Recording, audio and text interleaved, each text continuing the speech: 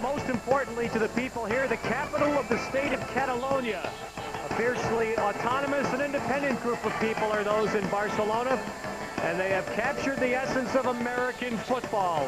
In Montjuic Stadium, where next summer the Olympic Games will be held, the Barcelona Dragons are home to an enthusiastic crowd as they host the Birmingham Fire.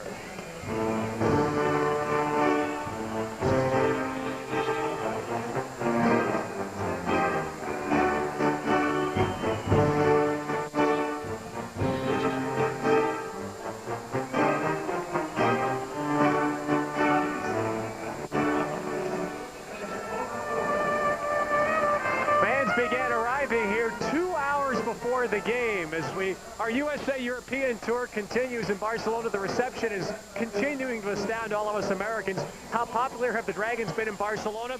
Well, on Monday they returned from a 3-week North American stay. They got to their new hotel 30 miles south of Barcelona and were met by more than 1,000 people at a pep rally. Even the players astounded at how the reaction and the reception has continued here in the state of Catalonia. With good reason, the Dragons are succeeding. They're 5-1 right now in the European division, but they have a scheduling edge on London. The Dragons play the rest of their season on Europe's continent.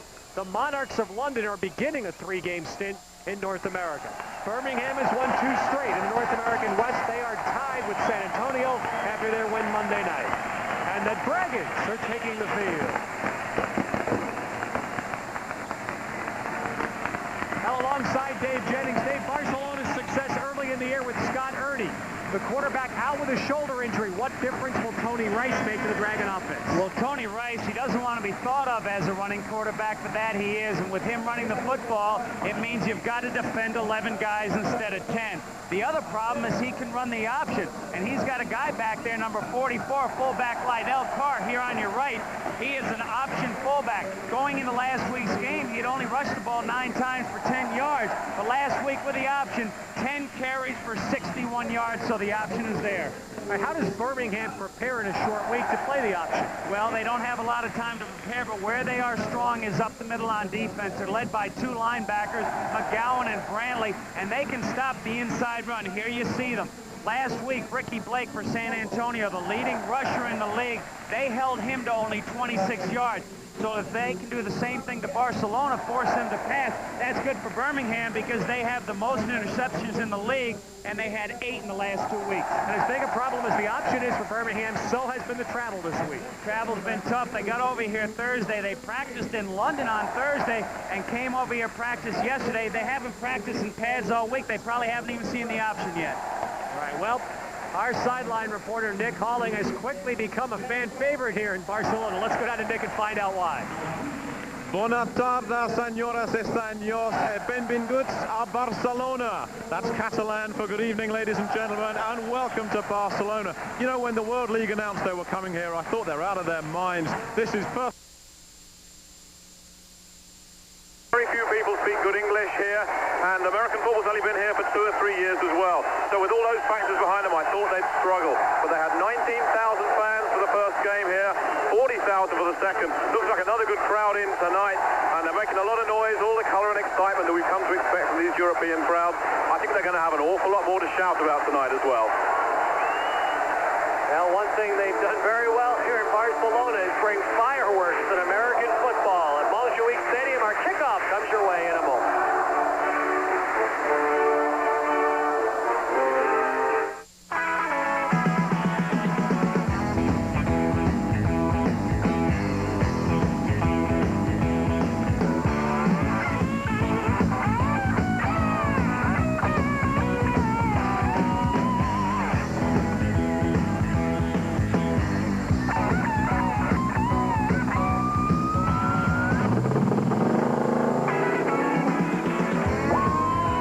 Nobody's cooking like today's KFC. Every game I gotta wear all this stuff to protect my body. While our home replacement cost guarantee can help make sure you get your home back, you're in good hands with Allstate, a member of the Sears Financial Network. The World League on USA is brought to you by Coors Light, the one that won't slow you down. The Silver Bullet is the right beer now. By the Reebok Pump, Pump Up and Air Out. And by Kentucky Fried Chicken. Nobody's cooking like today's KFC.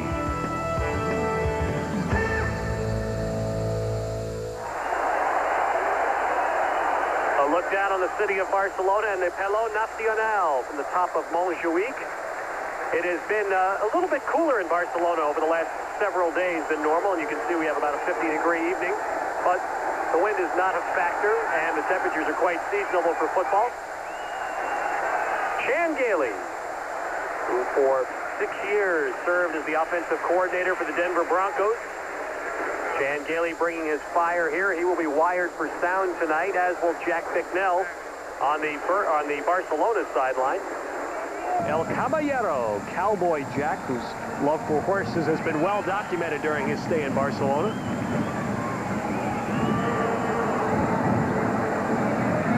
And Birmingham to receive the opening kickoff with Kenny Bell at the bottom of your screen. And James Henry at the top of your screen. Luis Aguiar, the punter for the Dragons, drives it deep. The return men do not communicate. And it will be Henry bobbling and brought down inside the 5. Two mistakes there. Number one, bad communication. And secondly, they decided to bring it out of the end zone. Now, the rule is if you don't bring it out, it's spotted at the 10. They should have just kept it in and saved themselves 9 yards. So Brent Peace out of Montana will come out to take the first snap for Birmingham and will be hamstrung. Ball backed up inside the 5. Peace with a very low completion percentage, and Birmingham's problem this year has clearly been offense. Their skill position people. Kenny Bell will be starting at tailback with Steve Avery. Phil Ross, a good tight end, has not caught many passes this year. Mobley and Boyer did wideouts, and Mobley in motion. On first down from the 1, and that's Elroy Harris, and he is brought down. That's a safety. And that is a safety. Judged as he is brought down in the end zone for a safety, so the Dragons get 2 points on their first play from scrimmage, and it was Eric Lindstrom that made the tackle. You're looking at number 50, Eric Lindstrom. He did a great job. Watch him on the left side. Well, on the right side of the screen, he'll come in. They had 2 tight ends on that side, but Lindstrom got low enough to come in and make the tackle. The ball stays in the end zone. He's trying to get out. Harris, the former Montreal running back, trying to get it out, but Lindstrom doing a fine job. Well, the botch special teams play by Birmingham cost them 2 points, as Lindstrom, one of the many Boston College graduates to follow Jack Bicknell to Barcelona, makes the play. And what a terrible way for the Fire to start. Lindstrom, who was a 7th-round draft pick of the New England Patriots in 1989. And I'll tell you one thing, Dave, to be quite honest, the World League special teams play has really been poor on many occasions. Well, and there was another case of it killing Birmingham. On that last kickoff, again, the rule is if you don't bring it out, it comes out to the 10. They should have kept it in, but bad communication to start. And now, as we've talked about before, whenever there's a safety, it's a bad situation. You lose 2 points. You also lose the ball on the ensuing punt off. Kirk Maggio, the punter, will do the job here for Birmingham. And this one will be fielded by that'll be Thomas Woods with it for Barcelona, and he's out across the 40-yard line. And so the Dragons will get good field position with a 2-0 lead. You know, Ted, on that last play, the safety by Lindstrom, you can see there are 2 tight ends there. He beats one, gets underneath, and does a fine job in the backfield. Beats the blocker, gets in there's the safety. And now the Dragons put the ball in play from their 41-yard line with a 2-0 lead. Tony Rice, the quarterback, with an I formation behind him. And now Edgerton comes out. And he's the receiver on the quick hitter from Rice. And that's a first down for the Dragons near the 45 of the Birmingham Fire. Tony Rice, starting just the 2nd time as a professional quarterback, spent last season in the Canadian League trying to prove that he can be a drop-back professional-style passer. Running back Paul Palmer is healthy for the Dragons tonight, but not starting. Jim Bell continues to Lydell Carr. 3 wideouts in the game right now for Barcelona. And the ball goes to Bell, and he is inside the 45.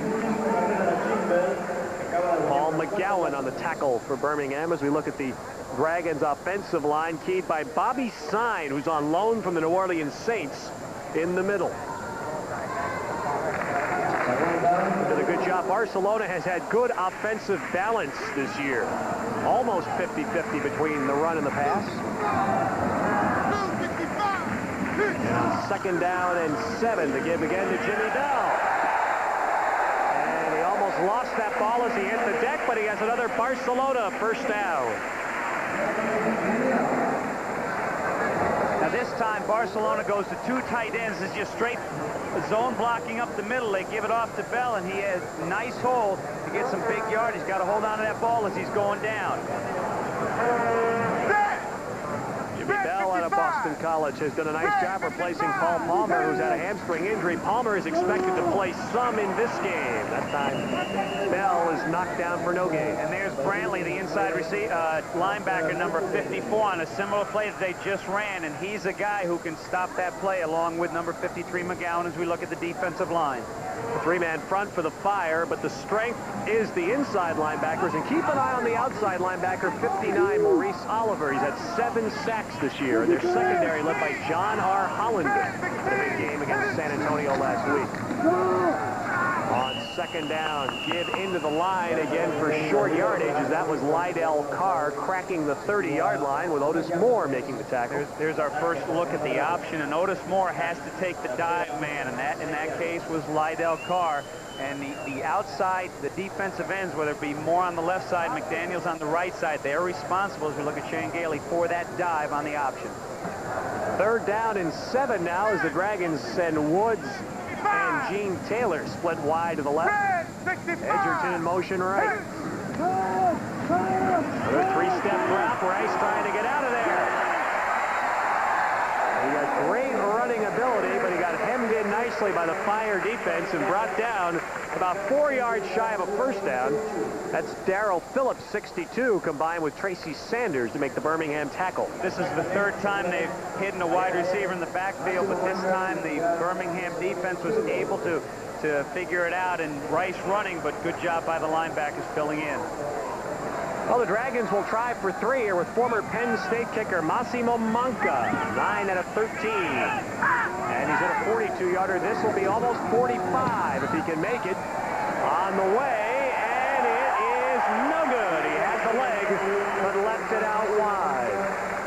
And so Manca misses from 45. It's Barcelona leading 2-0 early first quarter.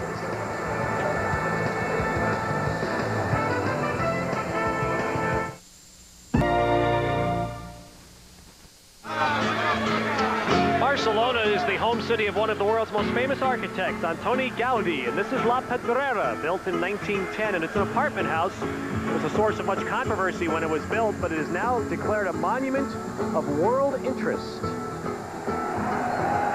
Now inside Montjuic Stadium, it is 1st and 10 for the Birmingham Fire in white. They are down 2-0. As Brent Peace, number 10, goes back to throw. Buys some time, and that one's broken up nicely. A.J. Green for Barcelona in the dark green jerseys. Made the play to knock it away from Willie Boyer. You know, it really helps your defensive backs if you're in good position here. You see Green just breaking on the ball, waiting and breaking, and getting his hand in so Boyer can't catch it. A good job by Green, the left defensive back, left cornerback. The Birmingham offensive line, Mullen, Tanks, Anderson, Iniguez, and King. Not the biggest offensive line that you see in the World League. Trying to block here for Elroy Harris, who's an interesting story, getting a start at running back for Birmingham, and Todd Howard, 53, makes the play. And Elroy Harris, we saw earlier this year, one of the leading rushers in the World League for the Montreal Machine. Why is he in a Birmingham uniform, Dave? Well, he had a couple of problems up in Montreal, missed some meetings, and they felt his attitude wasn't quite right, so they got rid of him. Birmingham picked him right up. And one of the reasons was Harris had 2 great games in the first 3 weeks of the year against the Fire. So when Shane Gailey saw him on the waiver wire, he's in a Birmingham uniform. 3rd and 10 coming up here for the Birmingham Fire. Pressure flushes out Peace. And he'll be sidelines. After a very short gain, it was Lindstrom, 50, that forced Peace outside, and Ron Getz, 56 from Minnesota, finished it off. And there really should be a penalty flag on the field because Buddy King was, he was supposed to block Lindstrom. Lindstrom with a spin move got by him, and King reached out and grabbed him, but still Lindstrom did a good job getting by him to force the quarterback out of the pocket, 4th down. And Kirk Maggio, punted at UCLA, is in to do the kicking here for the Fire on 4th down and 9. And he gets that one away off the side of his foot. And takes a nice skip, though, for Birmingham. Goes out of bounds at the Barcelona 37-yard line. A 37-yard punt with the good roll for Maggio. All right, let's get out of the sidelines and Nick Hawley. Well, in just about all these European stadiums, you've got to have something that keeps the fans from getting on the field. In Frankfurt, we saw it was the big steel perimeter fences. Here, we've got a moat. Now, the only way you're going to get across this thing is if you're like Carl Lewis, you take a running jump and leap right over it. I wouldn't fancy my chances of that one. Getting in here is not the difficult bit, but once you got in here, it's tough getting out. Okay, fellas, come and give us a hand. Hey, come on, fellas. Fellas. Is that what you call standing room only in Montjuic Stadium? Here's Jimmy Bell. And that's a, well, let's see if they call it a loose football. It was a 1st down gain, but the ball apparently came loose as Bell hit the ground before it was blown dead. John Miller, the free safety, came up with a hit, and that's the 2nd time that Bell has lost it on a similar running play. Just zone blocking, just straight ahead blocking. The offensive line doing a nice job opening up. Now, Maurice Oliver coming off the field. He's limping. He is, and we're still trying to figure out there. You see Oliver, he is limping off. He's the outside linebacker for Birmingham on the right side. Great pass rushers. We still don't have a signal as to who's got the ball. Dave, how can they keep doing that at the bottom of piles? Somebody has to have it. Yeah, but you see, the officials can't see it. Well, Birmingham has it finally. Great. This is great. You know, I have seen times when a guy who was on top of the pile has worked his way down, and he has gotten the ball. Now, keep an eye on number 44. That's John Miller. He is the free safety. He'll come in right here with a hit. Bang. Knock the ball loose. You can see the ball, and Jimmy Bell can't find it now. We've got 10 guys on top of it, and it's going to take about a minute and a half to figure out who's got it. But it's Birmingham's ball, and Tracy Sanders, number 24, the left cornerback, has come up with it. I'm sorry, Hunter. Arthur Hunter, number 24. So Birmingham leading the World League in takeaways at +11 coming into the game. Gets one here, and they start at the Barcelona 48. He's slotting it out. Nice call in there by Phil Ross, the tight end out of Oregon State. He's the all-time leading receiver in that school's history, and he's down to the 41. We look at now at the Barcelona defense. Their defensive front is got to be as strong, Dave, as any in the league. Okay, Birmingham's defensive front and Birmingham's linebackers. The Barcelona in green is the defensive unit on the field right now. Mike Ruth, the nose tackle, anchors that strong defensive front. And he, along with Bruce Clark, helps stand up the runner there for a very short gain. There's a great NFL veteran in Bruce Clark. And Kenny Bell picked up virtually nothing, and that will bring up 3rd and short yardage for the Fire.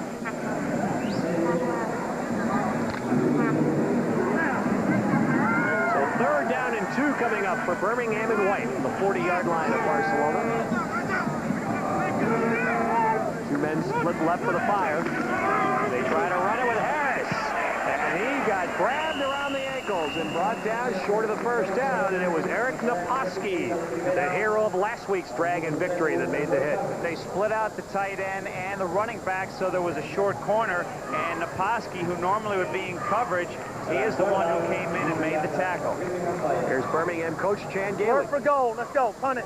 Punt it. Alert for goal. Punt it. Wow. Alert for goal. Now, just alert.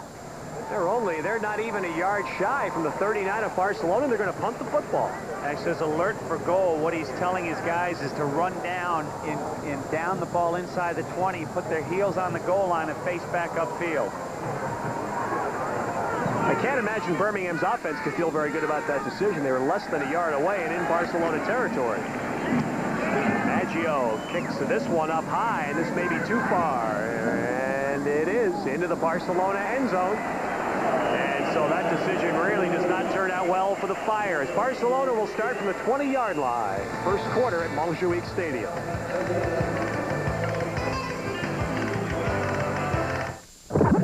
Wednesday at 9.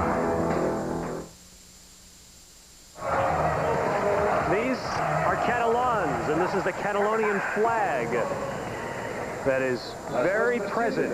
They mix their sports and their politics rather well in Barcelona. In fact, there's a reason why the Dragons are wearing their green jerseys in this game as Barcelona starts from the 20-yard line on first down.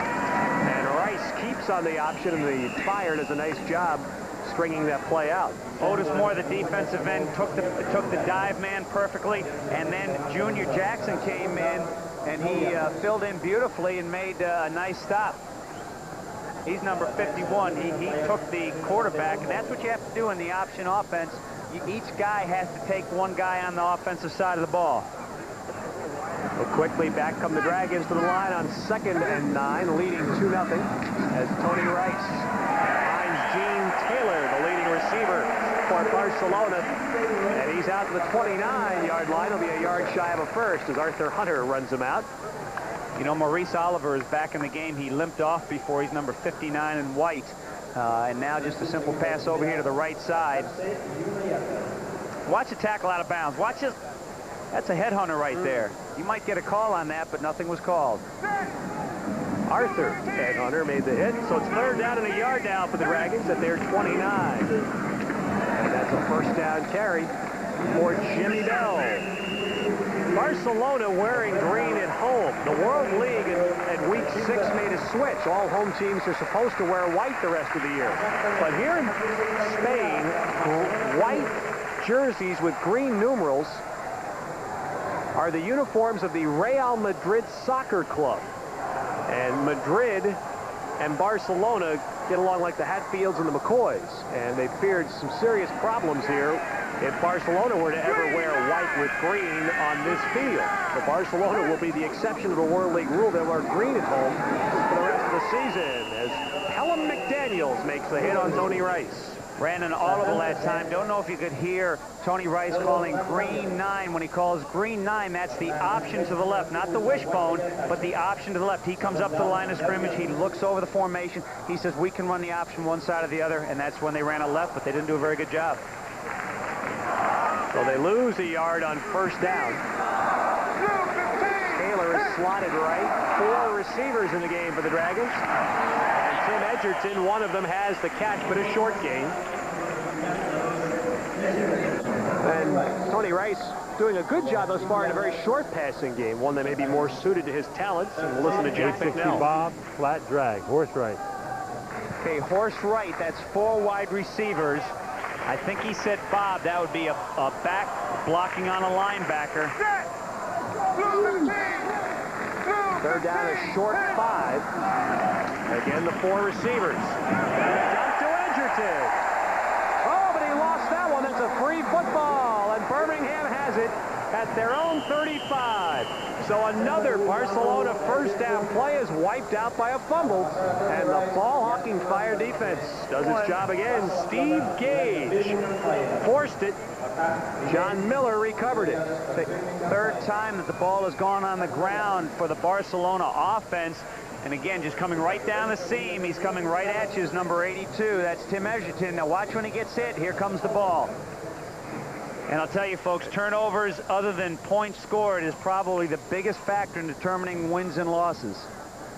And let's reverse that. It was John Miller that forced it, and Steve Gage, 48, recovers it. And the Dragons a little upset. They've moved the ball twice and lost it on fumbles.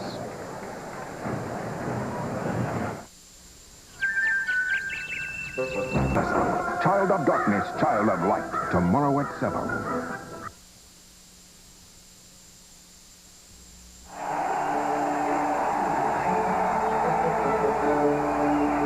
If our mission is the globalization of American football, if our mission is to export American football worldwide, then certainly it has been a major success. On the other hand, if our mission is to have a spring league in the U.S., then I would say that, you know, it hasn't met what we felt it should. American teams are not selling many tickets. The average attendance is 21,000. To the contrary, fans are going wild in Europe and Canada, averaging close to 34,000 per game. I think that that there's a perception by people in the U.S. that we're either a developmental league or a farm league for the National Football League. And consequently, you know, I think that's hurting our attendance. Linebacker Tracy Simeon is among a few of the players on loan from the NFL. Others are hoping to be noticed, and most dream of using the World League to someday reach the NFL. I think in the future what we need to do is to have a policy that players coming into this league are committed to this league for longer than 1 year, say as many as 3 or 4 years. Kerwin Bell, Ricky Blake, Richard Shelton, and Anthony Parker. The league must find a way to keep these developing heroes. We don't want to get into talking about expansion until we're satisfied in our own mind that we have 10 stable franchises operating. And I would say our expansion, you know, will not go to the Far East. Immediately we'll look to Europe and Mexico. All right, let's do this now. Load, 60, Z choice, switch. Load, 60, Z choice, switch. On 3, ready? I like the communication system, you know, but I think that it can't be turned on and kept on, you know, for the entire game, because I think it will take away from the game itself. I think the helmet cam is certainly revolutionizing the game and the way it's going to be shown on television in the future. The future is bright for the World League if you consider the technological innovations and international interest. But how to get Americans interested in football in the spring? And I think, you know, that's what our emphasis will be in year 2, to make sure that we have, say, an equal amount of promotion, marketing, not only in Europe but also in the U.S., so that the attendance level will somehow be, you know, what we ideally would like the attendance level be equal among the 2 continents. And welcome back, everybody, to Montjuic Stadium in Barcelona, where we understand we've been experiencing some satellite transmission difficulties. Our apologies. We believe those are cleared up. Birmingham has moved the ball to the Barcelona 45, but the Fire had been stopped and punt on 4th down.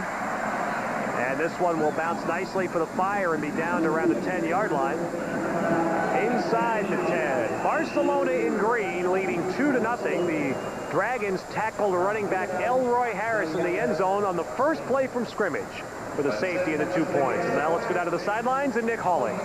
Well, with me is Scott Ernie, the starting quarterback, or should be the starting quarterback for Barcelona, but you're out with an injury. What's happened? A couple weeks ago at San Antonio, I got slammed to the turf and separated my shoulder a little bit, but each day it's getting better. When do you think you're going to be back? Hopefully I'll be back for the Frankfurt game.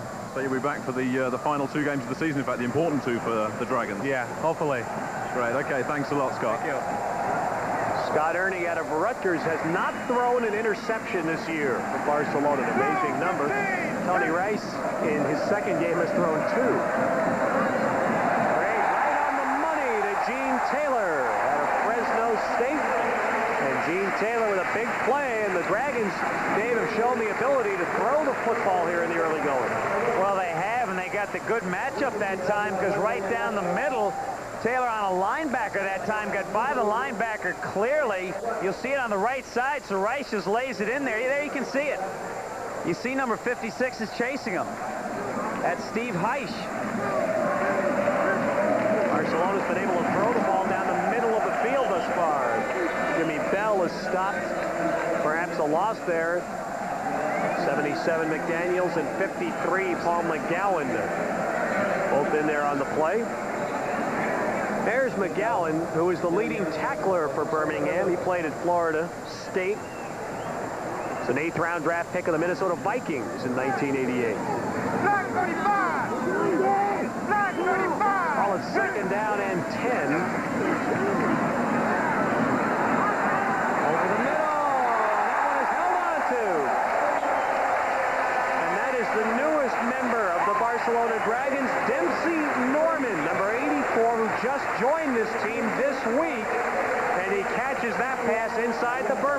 40. Well, Dempsey Morgan is just going to run straight downfield and settle in behind the linebacker. He's all free. Now watch the hit after he catches it. Way to hold on to the football. That was John Holland, the cornerback, who was hitting him. But the way that Barcelona has dropped the football today after receptions, I thought that maybe that would be a fumble there, but that's the end of the first quarter. And maybe why Norman got a chance to catch that ball. Norman replaced Marcus Cherry, who was injured. And in the first quarter, Tony Rice, 6 out of 6 for 102 yards. Now Barcelona needs to put the ball in the end zone.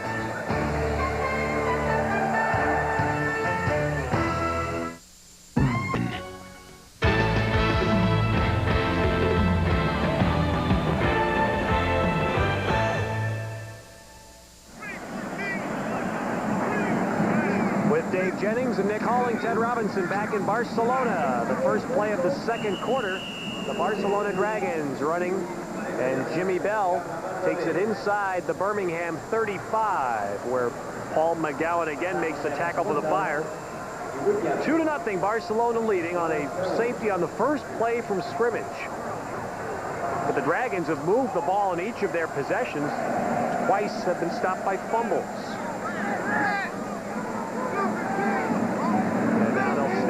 Second down and 8. And Rice, another completion. And that is Dempsey Norman again. Just shy of a first down. And Rice is now 7 for 7. One of the oddities setting up an American football field in a soccer stadium is the end zone. End zone only 7 yards deep. Now the goalposts are back to full 10 yards, but only 7 yards. So once the teams get down there, this is a benefit for the defense. They don't have so much room to cover. That's simply because there wasn't enough grass to put in a full 120-yard field. Rice is now 8 for 8. Gene Taylor has a first down near the Birmingham 20. One thing working very well for Barcelona and Green, and that is Tony Rice, the quarterback, is this short passing game. And for some reason, the Birmingham defense is giving a little soft cushion, so Barcelona just going with the short stuff and doing it very nicely.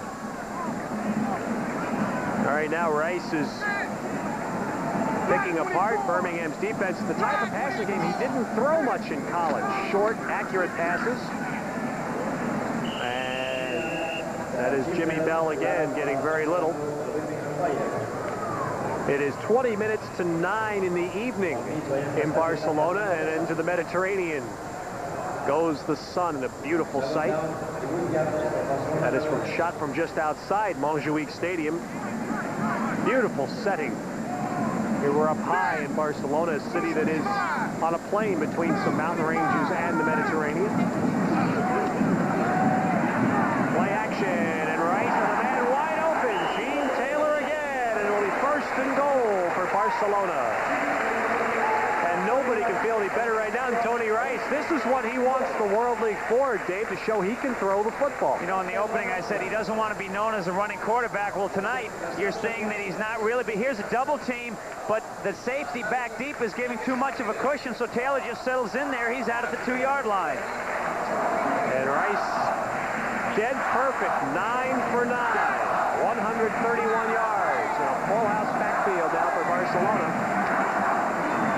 And this is their touchdown man, and Lionel Carr is in again. 7 straight weeks for Lionel Carr to score a touchdown, and it's 8-0 for Barcelona.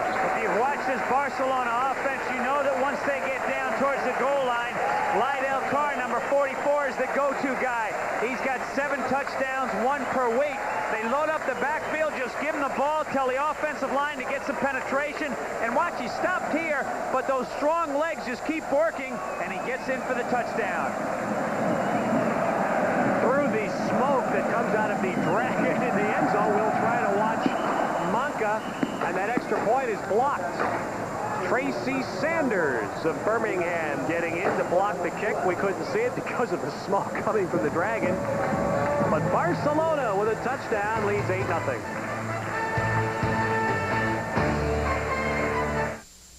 Our control. Okay, look at the touchdown run by Carr. Number 24 right in the middle of your screen is Arthur Hunter. He is going to meet Carr right in the hole, and guess who wins?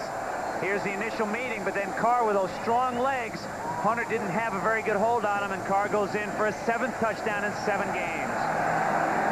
82 of those 89 yards were covered through the air by Barcelona. Rice was 5 for 5 on the drive. The extra point blocked, so it is 8-0 for Barcelona. As Luis Aguiar, very strong leg. This one is a very short kick. And racing up the field, it is Henry. And a good run back will give Birmingham field position near their 35-yard line. But with as few points as Jan Gailey's Fire has scored this year, they can't afford to get too far into a hole. And you see that so far the offense has been a mismatch. And you know what makes the score a lot closer, and what these numbers would indicate, the 2 turnovers by Barcelona. Brent Peace now has Kenny Bell as the lone setback. 3-man rush, and he hits Bell out of the backfield. And Bell spun away from Ron Getz's tackle and stumbled across the 45 for a first down for Birmingham. Bell came out that time. There's Naposki, the guy he beat, just coming out, beat him inside, and then he was running away from Naposki. You'll see it coming right in here from the right side of your screen. Naposki trailing. You can't even see him. That's how far out of the play he is. And Bell getting some positive yardage.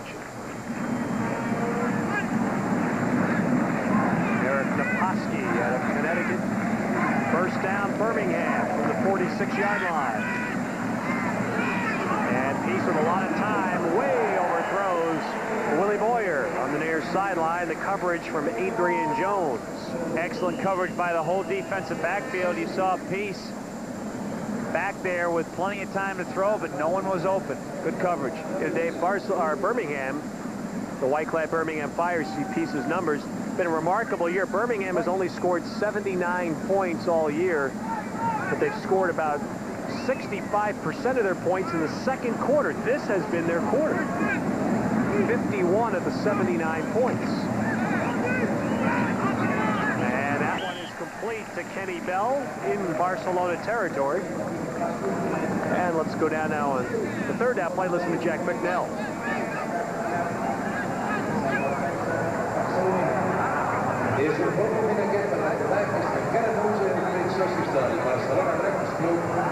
Well, Jack on defense doesn't have much to say right now. He's letting Red Kellen there as Red Kellen and the half defensive coordinator do a lot of that work. 3rd down and 4 coming up. 4 wide receivers and Peace in the shotgun. And he runs a little quarterback draw here, but he ran into the back of a lineman and got stopped to gain perhaps a yard. Jerry Reese, 92, in on the play for Barcelona. I think he ran because the 2 backers came in on a red dog. You had Getz, number 56, and Lindstrom on the outside. They were slot receivers, so again, a short corner. 2 linebackers came, so Peace ran, but now we've got a 4th and 2, so they're going to punt it off, we believe. This is the 3rd straight possession that Birmingham has crossed midfield but had to punt. Maggio gets it away, and Tim Edgerton takes the fair catch at the 10-yard line of Barcelona. The Dragons lead it 8-0.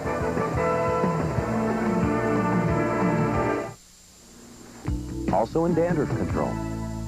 A company, that's why people who know use Valvoline. In an effort to educate Catalans in the fine art of punting, we present the grace and elegance of a former athlete, sure-handed, strong-willed, and the ability to absorb a pounding. Who is he? He is Dave Jennings. I didn't know anything about that, folks. That is 1978, the last game of the season. And you thought punting was a non-contact sport, right? And they told you a long time ago when you signed up? Thanks, fellas. First down for the Barcelona Dragons from their 11-yard line. And Tony Rice hands it off to Jimmy Bell. And Bell gains about 3. You know, normally Junior Jackson is in on special teams plays, and you may have heard that one, but he's 51 inside linebacker, and he just laid a nice hit that time, what he normally does on special teams. You know, I talked about, and I haven't passed telecast about first down efficiency. So far, Barcelona on first down before that play averaging 12 yards per first down play. Birmingham 5.2. It's second down and 7, so that was one of the least effective first down plays for the Dragons. And Rice to Bell. Good running by Bell to break one tackle, and he got to the first down marker where John Miller ran him out. You see what Junior Jackson did that time, number 51 for Birmingham. He came in and he, again, put a good hit, but he tried to block tackle him. And then Miller had to come in, and there you see him. He's number 44, the free safety, and he was able to stop him. John Miller was an all Big Ten defensive back at Michigan State. It's a first down for the Dragons from their 22. And Rice got it over the linebackers to Demetrius Davis, the tight end. And that is 11 in a row for Tony Rice. Davis caught 9 last week for Barcelona. He is the pass receiving tight ends very often. Barcelona will use too. You're going to see him on the right side of your screen just crossing. And there he goes, number 88, getting across, settling underneath number 44, John Miller. And Rice is very impressive here in the first half.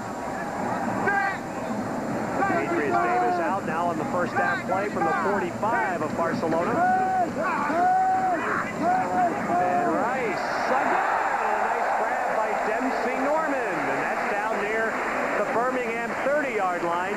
For Tony Rice to drop back and stand in a pocket and deliver a ball like that has to just be a wonderful feeling for him. And how about Dempsey Norman? If you watch his first half, you'd say those guys have been practicing a long time. They've been running those routes after practice. He's been here, what, 2 or 3 days? And right now, Barcelona's running its offense like this is a practice.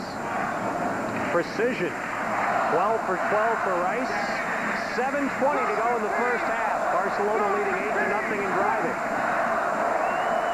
Jimmy Bell, very little. Well, those inside linebackers for Birmingham are good. McGowan, 53, was all over that play. Paul McGowan is tough enough when he is blocked. That time he came through untouched and made the tackle. With Dave Jennings and Nick Halling, Ted Robinson at Montjuic Stadium in Barcelona. The Dragons in Week 7 of the World League, leading Birmingham 8-0. We have 6:50 and counting to play in the first half. Barcelona in green with the ball, and Rice throwing. And that is a diving grab by Thomas Woods at the 12-yard line of Birmingham. Well, and I tell you, Rice, you see him here standing on his feet, but he took a shot. I believe it was Maurice Oliver, number 59, the linebacker who came in. Rice just stood in there, delivered the pass nicely. Hey, how do you think Scott Ernie's shoulder's feeling right now? On the sidelines, you know what they're calling Scott Ernie right now is Wally Pipp. Now, keep in mind that Rice is about to get hammered, but Woods, nice going down, gets the catch. Bell, the lone setback. Jimmy Bell gets the ball. Birmingham's doing a much better job as this game goes along of stopping the run. They just can't stop Tony Rice's passing right now. I'll tell you one thing we haven't talked about, the offensive line for the Barcelona Dragons. John Branham has been in its center this quarter. What they do is they start with Bobby Sine and they bring in John Branham, but Kurt Mullen-Voorhees, the guards, and Mickle and Adams, the tackles, have done a great job so far protecting for the quarterback and also opening the holes. And Jimmy Bell's been in every play in that backfield in the first half. And on 2nd and 8, Rice play fake. Now rolling out and throws it as he's going down, and it's caught. A very short gain by Demetrius Davis, but it saves the loss. You know, I said in the opening, one thing they have to defend is the quarterback now. Now, Rice rolls out. They call that a naked where he fakes the handoff and comes out with no blocking, but Maurice Oliver had it. Now, again, in the World League of American Football, there is no in the grass. This is called naked here. He doesn't have any blockers out there. So now here's in the grass. Nope, they don't have it here. So Rice, this is sometimes a very dangerous play to throw it, but he had Demetrius Davis open for the reception. And with 4 wide receivers on 3rd and 6, Rice sees something he doesn't like and takes a timeout. Rice has completed all 14 of his passes. We think that's a World League record. The Dragons lead 8-0.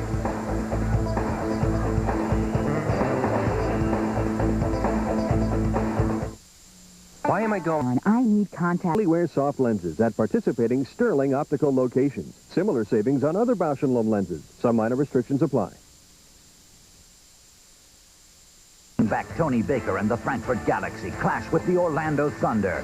World League football on USA. Tonight at 8 Eastern. Christopher Plummer and Simon McCorkindale star in Counter-Strike tomorrow night at 9, 8 Central on USA. John Miller has been the defensive standout thus far for the Fire. Although there's a problem when your safety is getting that much action. He is the free safety. 3rd down and 6 now for the Barcelona Dragons. They have 3 wideouts and a tight end in here. And that one goes right through the hands of Gene Taylor, although it was tipped by Tracy Sanders. And that's the first incompletion after 14 in a row for Barcelona. Remember I talked about that 7-yard end zone. You don't have so much room to work with. So they're only 7 yards here. So he's running out of room. Now look at Sanders get his hands on the ball. But maybe Rice, if he had 3 more yards, he could have thrown it just a little bit farther for the reception and then the touchdown. But now we've got a 27-yard field goal attempt. That's an extremely tough pattern to throw in that short end zone. Now Menka tries the field goal, and this one is no good. And Barcelona, despite dominating this game for most of the first half, has very little to show for it on the scoreboard. 2 missed field goals and 2 fumbles, and they lead 8-0.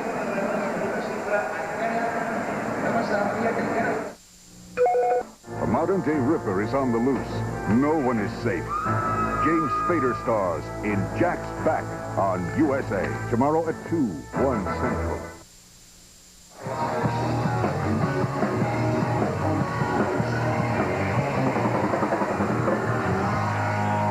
In the metro stations of Barcelona, some young musicians trying to get their feet started. And here's a new quarterback for Birmingham, Eric Jones out of Vanderbilt, an option quarterback.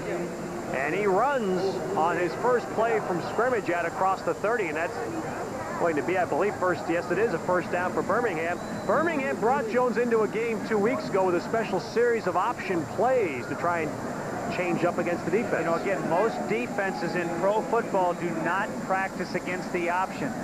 Here's Peace looking on, keeping his helmet on, so I'm sure he thinks he's coming back in. The score is only 8-0 favor Barcelona. Eric Jones was a second-team All-Southeast Conference quarterback at Vanderbilt 2 years ago. Trying to throw it on the run, and he has a man, Phil Ross, his tight end, and that is close to midfield, and that will be another Birmingham first down.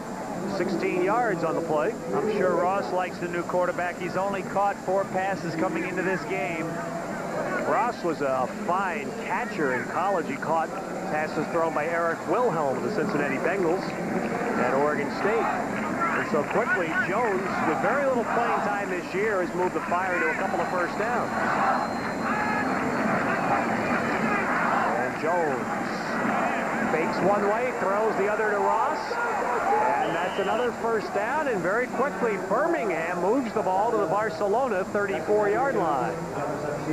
I said Ross would like this quarterback because now that's the second pass. That time Lindstrom, the linebacker, rushed the quarterback, and then he realized he had Ross in coverage and came back late. Ross was open, completed pass.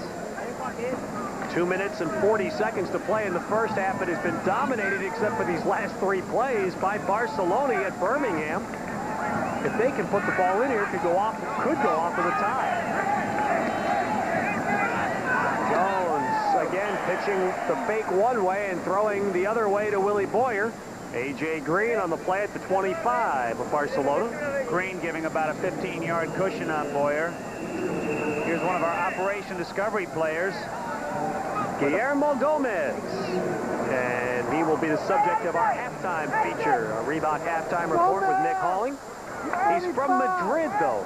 And thus, he is not the matinee idol here in Barcelona. Guillermo Gomez. We'll meet him at halftime. The most complete football player in Spain is how he is billed. We're coming up to the 2-minute warning. And it is a first down at the 25-yard line, and Birmingham will run the clock down now to the 2-minute warning. Very common now to have messages on the shoes. Even Guillermo has picked up on that American tradition. We're coming up to halftime at Montjuic Stadium. The Dragons lead at 8-0.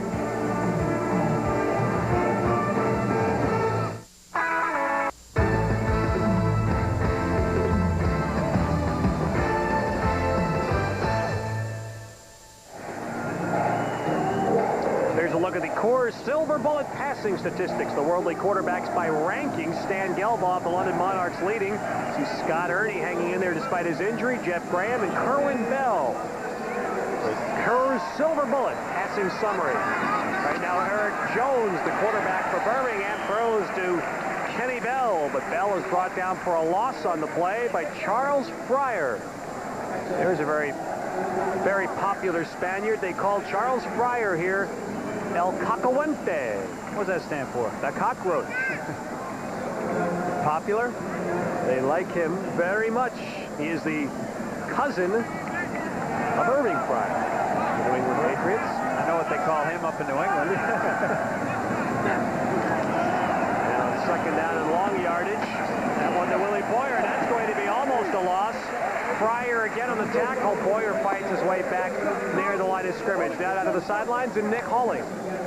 Situation down here is that Brent Peace has a contusion of his left eye, but that is not the reason he's been taken out of the game. That is a coaching switch. Coach Gailey obviously deciding on the extra flexibility that's given him by Eric Jones. So Peace out, but not through the eye injury. All right, Nick, we have 52 seconds and counting to play in the half. Birmingham trying to get a first down play here. They have 3rd and 13 coming up. Birmingham has all 3 of its timeouts. That might have been a good place to use one.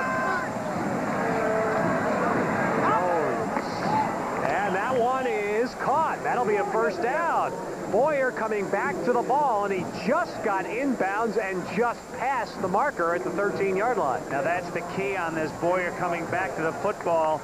A rollout to the defensive right side, and Boyer running a deep pattern, but then he comes back to the football, and a good arm here, delivering it in. And there's Fryer, who's been on the last 3 tackles, but Boyer running away from him back to the quarterback allows for the completion. First down, 33 seconds to go in the first half.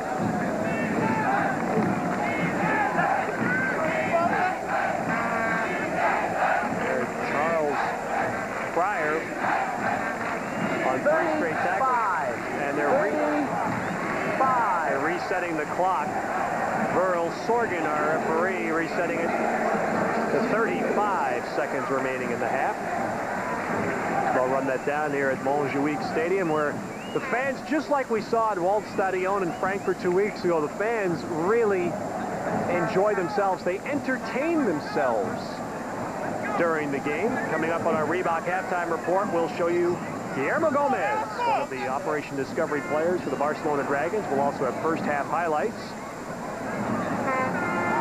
And again, keep in mind here, a 7-yard end zone makes it easier for the defensive backs to cover the wide receivers.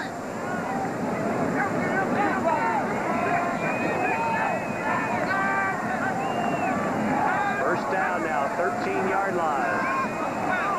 And Jones over the middle, and that's to the 5 to Kenny Bell.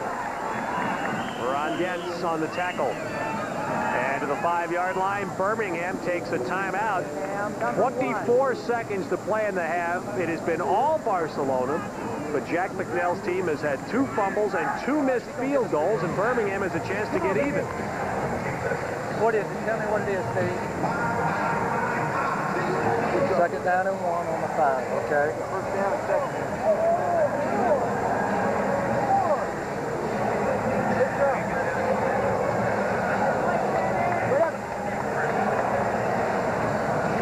Willie, run a 2 route here. I want you to run a 2 route, okay? So we're going to run set. Is it on which hash? Middle? Okay, we'll go we'll go set right zipper, firm 272 out. And if they blitz you, you throw a 2-route to Willie on the backside, okay? It's going to be set right zipper. Firm 272 out. Okay? You just run a flat off the backside. Run a flat off the backside. This is the under route, okay? All right, here we go. Okay, we got a lot of short patterns there. He's telling Willie Boyer to run about a 5-yard out, also telling Kenny Bell to just run into the flat. But these will be short patterns. I'm not sure what zipper means. I have a feeling could mean motion. I have to reset the clock again here.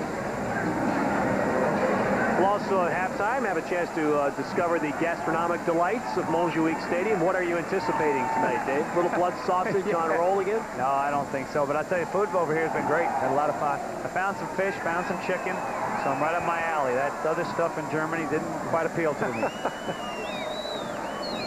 You like those little octopuses that we had for dinner last night, didn't you? Is that what you told me? That was chicken with extra legs. No, yeah. That's what you told me. All right, clock is reset now at 26 seconds, and Birmingham still has 2 timeouts remaining. Barcelona leading 8-0. But the Fire threatening, second down and a yard from the 5-yard line. Here's the zipper.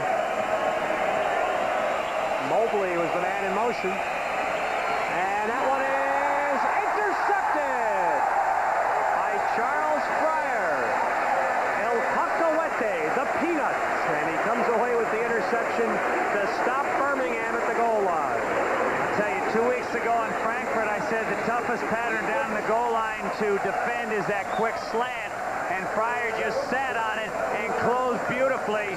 And in play, tipped the ball in the air. Boyer, just a quick slant. Now look how quickly Fryer closes on it. He read it the whole way, had Boyer man for man, tips it. And that is a huge play. It saved at least 3, possibly 6, 7, or 8. Watch Fryer just close out. Look at the speed closing. And closing has been the problem for both teams. Barcelona went 80 yards on its last possession, missed a field goal to get no points.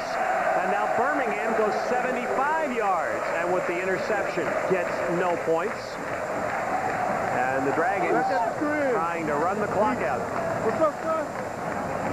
Charles Fryer with the interception to save the shutout at halftime. So Barcelona has the lead. They terribly outplayed the Birmingham Fire until that last drive, and Barcelona would have to feel like they should have a bigger lead than what they do. 8-0 Dragons at halftime. And now let's go down to Nick Halling.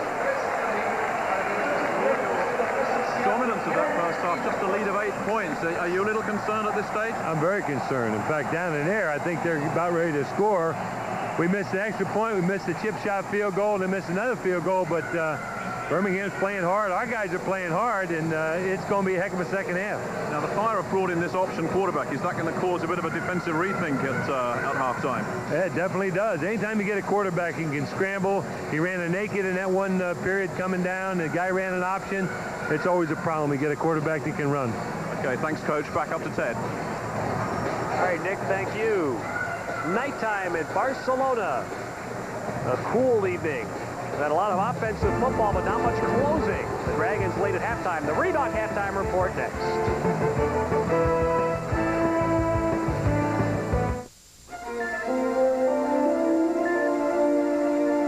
Recovery.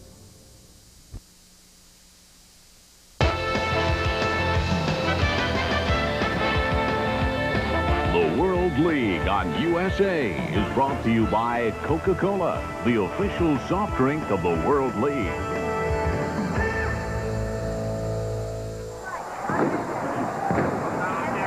Halftime in Barcelona, leading Birmingham 8-0. Fireworks, the order of the night here in Barcelona as they entertain the folks here. The Dragons lead 8-0, and now it's time for a look at one of Barcelona's popular players in our Reebok halftime report.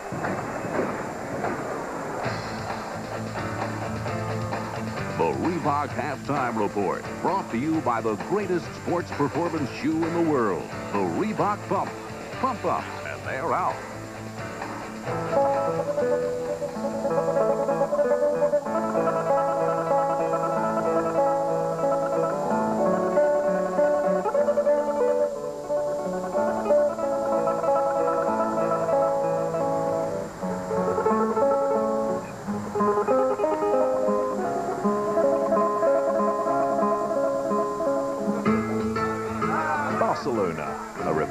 City, a medieval town, a place where creativity knows no bounds. A culture between the Pyrenean frontier and the Costa Brava that inspired the architect Gaudi and the sculptor-painter Miro. Barcelona, a boastful city, a port city, a land to feast on paella, grow up playing soccer, and reach a ripe old age in the golden Mediterranean sun. Christopher Columbus discovered America in 1492, and Guillermo Gomez found football in 1991. You gotta be smart to play football, because if there's a big guy, I mean, amazing guy, strong, whatever, but he's not smart at all, he cannot play. So that's what attracted me from football. That is a sport that you need your head, you need your heart, you need your body. And with his head and his heart, Guillermo began to train his body early this year, all in the hope of playing for the new team in town, the Barcelona Dragons. Probably I'm gonna begin being the worst player in the league. But that's exciting for me, you know, because I want to show everybody, I mean, not only the people in my country or in my city or in my team or the rest of the teams, just the American guys, you know, that I can play. Guillermo only played football for a couple of years. He was Spain's best running back in an amateur league in his hometown of Madrid. Dreams of someday playing pro were remote until Operation Discovery gave him his chance. He worked out hard and made it into the World League for the Barcelona Dragons. I think they saw in me the raw talent. That's what they call it, you know. They said, okay, maybe this guy has been playing football. He doesn't have much technique or whatever, but we can teach them, you know. So they saw attitude in me. Sí, dale por abajo. Tú tienes que cubrir a Enrique. I want the American football to be one of the top sports in Spain. Down, Enrique. Sí. So I'm really interested in growth football in Spain, you know, and teach the kids, because I know they're interested. I can tell that because my brothers are really interested in football, you know, and I love to teach them whenever I can. Guillermo's love of the game has infected his entire family. They get together to watch his games on TV. And Guillermo's mother, much like any mother from any country, worries about her son getting hurt. But his brothers love it, and soon they may even get to see Guillermo making the big plays. I would see in television American football because it's more spectacular. Now it's fashion football to talk about football, American football here in Spain. I'm very happy that he's going to play there, and I think he's more happy than I am, and he will play very good and he will do well. Although Guillermo hasn't seen much action yet, his enthusiasm has carried him far. He's making friends, playing football, and learning more about the game than he ever thought he would in Spain. Each day I'm learning with American guys in my team, and they're showing me how to spin, how to stiff arm, how to hit better, how to run, how to look, how to follow blocks, everything. That's like gold for me, you know. Maybe one of Guillermo's most important functions was showing the Barcelona players where the hamburger joints were in downtown. We'll be back with more halftime from Barcelona in a moment.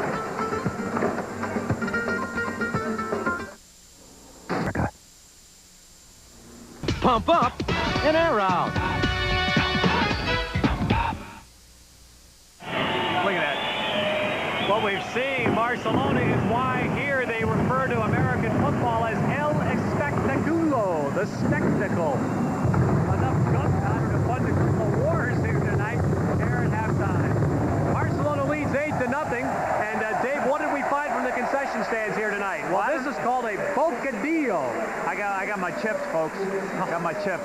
No bread. You're not brave at all. Absolutely not. Bocadillo is a long piece of bread here, and it's got jamon on it, Spanish ham. You sure I can't sell you by chips? Okay, well, while I sample this, why don't you talk us through some of the highlights of the first half? All right, the first half was really all Barcelona, including a couple of turnovers, but it started off with Eric Lindstrom making a big play after the opening kickoff. You see him, number 50, gets down low and makes the tackle of Elroy Harris in the end zone for the safety.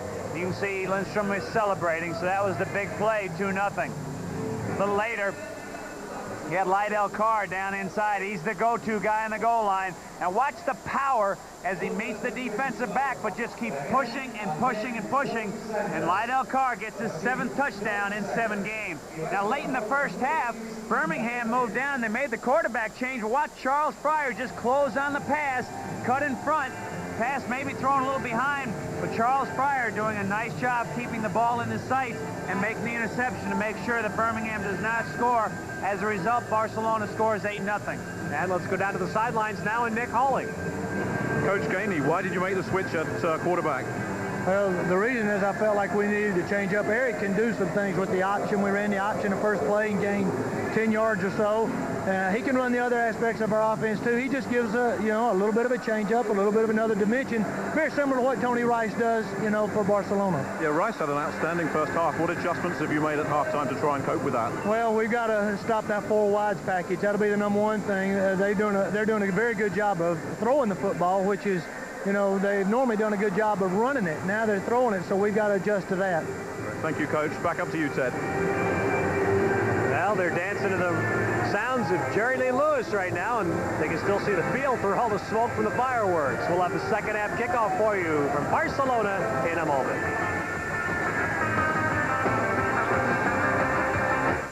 Natural choice. Call Hair Replacement Centers now for your free informative booklet, 1-800-453-6600.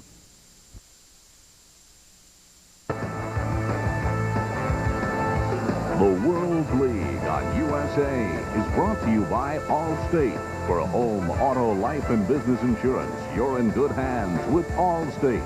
And by the Coca-Cola Company and your local Coca-Cola bottler.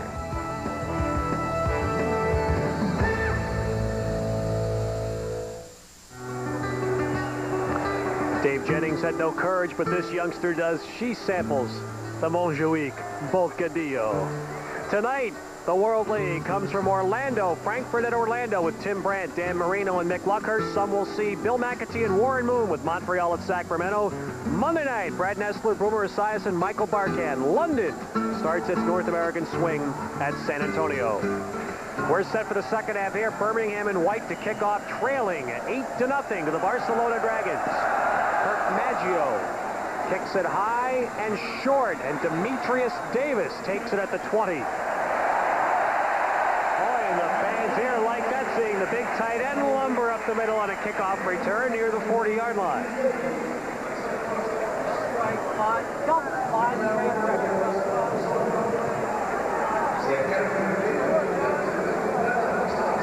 Jack Bicknell standing next to Dick Curl. Dick Curl on the left, the offensive coordinator. And he obviously has already given in the play to the quarterback, Tony Rice. We have not seen Paul Palmer tonight. Jimmy Bell continues as the lone setback. 2 tight ends in here for the Dragons. And Birmingham all over that again. It's John Brantley this time. But the 2 tight end set was in that backfield right away to bring down Bell. Trying to run the counter to the left side. We talked about Brantley early on, but the inside backers, we haven't talked about him a whole lot. But that time, Brantley getting in quickly to stop the running game for a loss of 3 yards. Well, Birmingham did a good job against Barcelona's running game in the first half, but not the passing game. Rice was 14 for 15. And on 2nd and 14, Rice throws. Catch by Davis. And a big gain up near midfield and just shy of the first down. I tell you, Rice did a real nice job that time, stepping up into the pocket. Davis on the left side releasing downfield, but Rice right there stepping up. Maurice Oliver, number 59, the outside linebacker, came. Tony Rice is going back to Saskatchewan, Canada this summer. He will rejoin the Saskatchewan Roughriders of the Canadian League, where he played very sparingly last year. 2 tight ends set on 3rd down, and Bell gets the first. First down in Birmingham territory. The numbers from the first half, Dave, Barcelona has to be incredibly disappointed. 253 yards of offense and only 1 touchdown. This is the big one right here, the turnovers. That's what hurt them so much, because they moved the ball well, got down, and were moving it, but they only came out with 8 points. Birmingham got most of those first downs on their last drive when they, too, came up empty-handed. Rice Again underneath, Demetrius Davis. And a short gain. James Henry, 45, made the tackle at the 40-yard line. You know, one thing that's allowed Rice to have a very, very good game tonight is the offensive line doing a good job. They've come out here, started with 2 tight ends.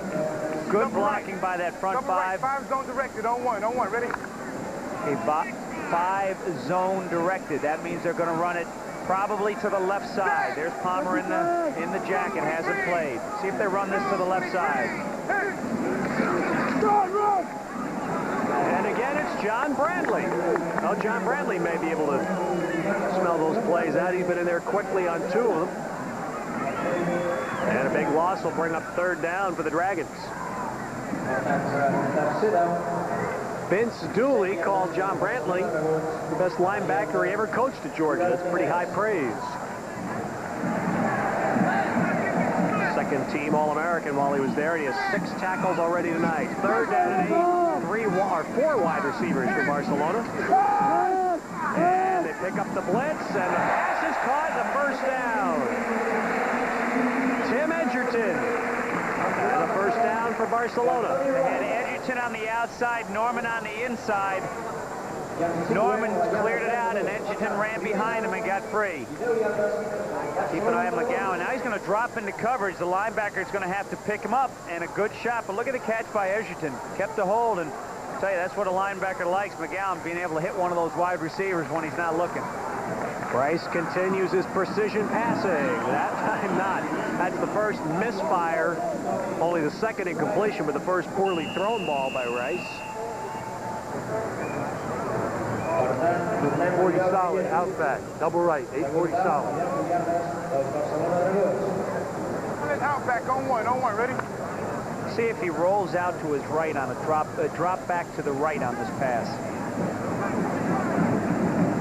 4 minutes into the 3rd quarter, Barcelona leading 8-0 and trying to add.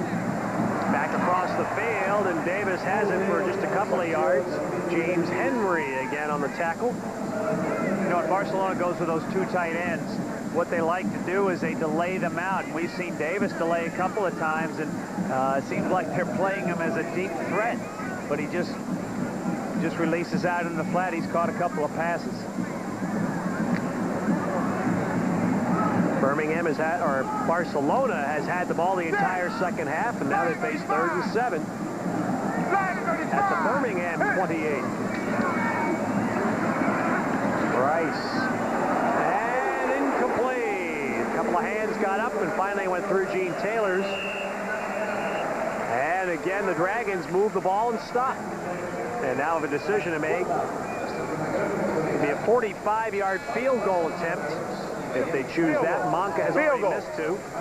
Well, you heard Coach McNeil shout field goal.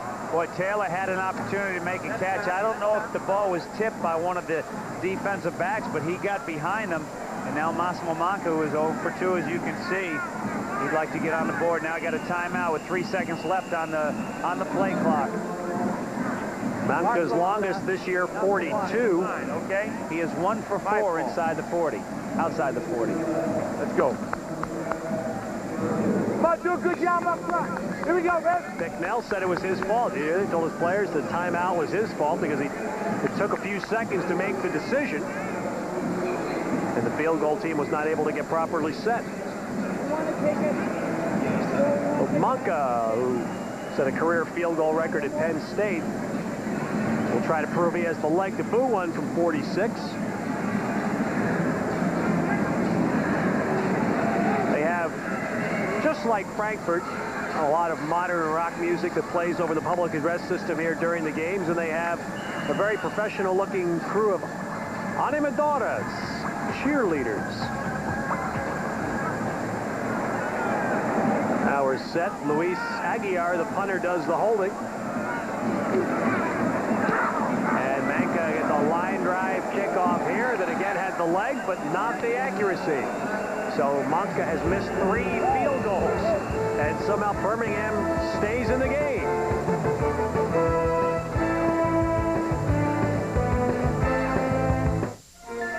We just made recorded history again. Kickers are the most beloved species, aren't they? Well, look at this. Monka misses a field goal, so Oliver first goes by, and now number 24, Hunter, comes by, and he waves at him. I'll tell you, one of the guys from Barcelona ought to come over and retaliate. I remember in a Super Bowl 20 years ago, Cliff Harris did that to Roy Girella. Jack Lambert threw Harris down. It was a turning point in that Super Bowl game. Monka's missed 3 field goals, although 2 of them were long ones, and Barcelona still leads 8-0. Eric Jones in for Birmingham, and he drills that to Boyer. He spun away from Charles Fryer, and Willie Boyer has a Birmingham first down at the 43-yard line. I tell you, you got to be impressed with 2 quarterbacks who one didn't expect to see in this game, especially Eric Jones, 8 for 9 for 79 yards, and Tony Rice. Both quarterbacks doing an outstanding job.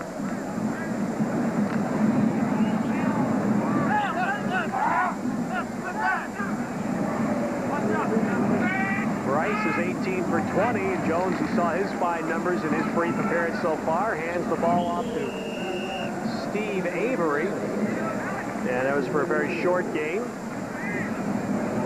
Bruce Clark up front, helping make the play for the Barcelona Dragons. You know, one thing Jack McNell told me yesterday at practice, he said, you know, teams move the ball on us, but they don't always score. And we've seen that tonight. The defensive front's been a big reason. Barcelona with Bruce Clark, Mike Ruth, and Steve Alvord. That's as fine a trio as there is in the World League. Good play fake there by Jones. And the pass is misfired, but we have a flag flying in late. That could be our first penalty flag of the night. I'd have a guy downfield. Ineligible receiver downfield. Number 75 of the offense, 10 yards of down, 3rd down. That's a costly penalty for the Birmingham Fire. Rich Schoenwolf. And it moves him back 10 yards and loses the down. So it's going to be 3rd down and long distance. Go with Schoenwolf coming in at right tackle that time. Just downfield, you got loss of down plus 10 yards. That's a big penalty. 3rd down from the 35-yard line. They have to get to the 48 of Barcelona, and there are some flags down as the ball didn't get snapped again. Looks like Schoenwolf again on the right side. False start. Number 75 offense. Still 3rd down. Well, that's called being so upset at yourself on one play you screw up the next one. That's why these offensive linemen love college football so much better. They never call their numbers out when they make a penalty. So now it is third down again. Jones long up the field, and that's a first down reception at the 45-yard line of Barcelona. Mark Hopkins, a rarely used tight end out of Central Michigan. They caught that ball right at the first down stick at the 47 and fell forward to get the yardage. You know, I look at number 78 left side of your screen, R.C. Mullen. He moved before the snap, but doesn't get called. A long post pattern for a tight end. A good catch as he's double covered. Now Eric Jones running left on the option. Rung out nicely by the Dragons. Jones gets just a couple. That's how you defend the option. Charles Fryer, number 29, came up to take the pitch man, Kenny Bell. So Eric Jones had to turn it upfield where Alford made the tackle. You know, Dave, this game very much now has the feel of a college game with 2 option quarterbacks who are throwing the ball well, running the ball with few penalties. The game is flying by. We're down to 6.5 minutes to play in the 3rd quarter.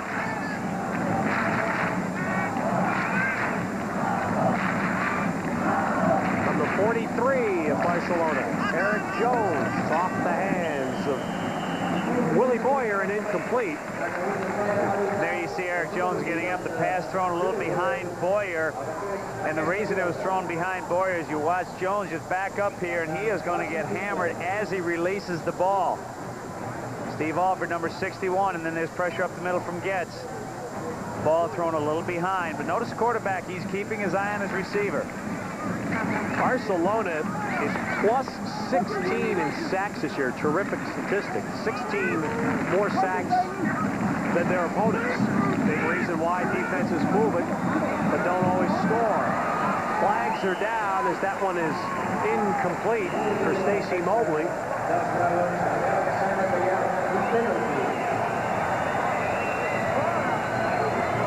Correct that. Hopkins was the intended receiver, Mark Hopkins, in this flag. Illegal motion, number 83, offense. We got to turn this down, make it a 4th down and an obvious punting situation. They are not in field goal range Penalty yet. for illegal motion is declined.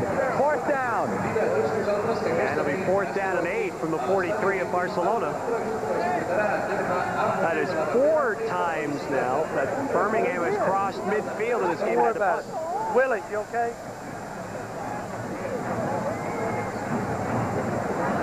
This time the Fire move at 37 yards and have to bring Maggio in to punt.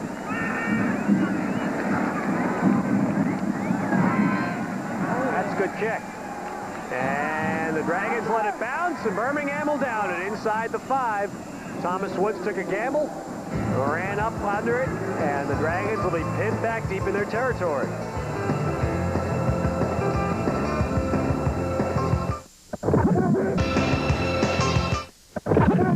Got him. Got him. Need him? I got 6 double running backs. You want me to trade the Raiders linebackers? No problem. Collect Pro Set football cards with your favorite stars in action and get a Pro Set World League card in every pack, plus a chance to win free official NFL memorabilia. That first kid, you think you'll trade Warren Moon? Only from Pro Set, America's #1 football card.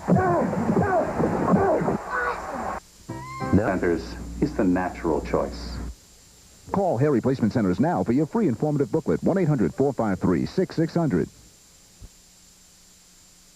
Moments in golf will be made as the most competitive players on the PGA Tour gather for the Kemper Open on USA, May 30th and 31st at 4. Welcome back to Barcelona. The Dragons leading 8-0 here in the 3rd quarter. We've tracked down Ken Stabler. Ken's working for Birmingham Radio. Let's listen into what Ken's got to say. He had really played an excellent ball game here. Just going in at the halftime, Matt, he was 14 for 15 and just as hot as a branding iron. And right now it's time for our defense to do what they've done all year long, is to keep this Dragon team pinned deep in the end zone. Right there has been a good chance for interception, but to keep them pinned and make field position work in our favor right here. Along the far sideline, he was looking for his receiver over there. It was incomplete. And in the second half, he has not been as sharp as he was in the first. And sharp, but I think what happens is you go in. Okay, fellas, that's what a real play-by-play sounds like. Over to you guys. Hotter than a branding iron, huh? And our defense. That's one I like. Speaking of our defense, this is their defense, Birmingham. There was a collision on that pass play. 2 defensive backs. We had Holland and Miller just collided, and what a shot.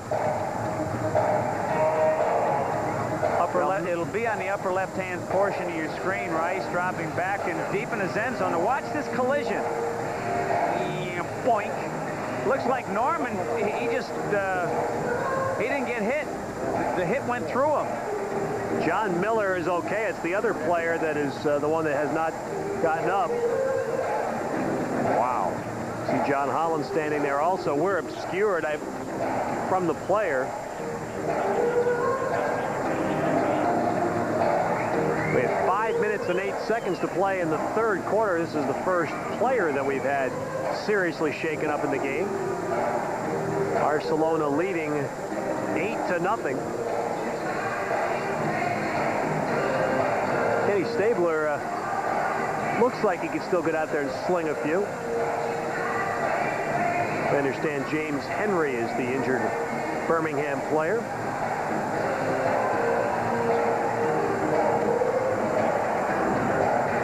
Again, Norman is the receiver down the left side, and it looks as though he almost cushions this. You know, he's right in the middle, but he doesn't really take the blow.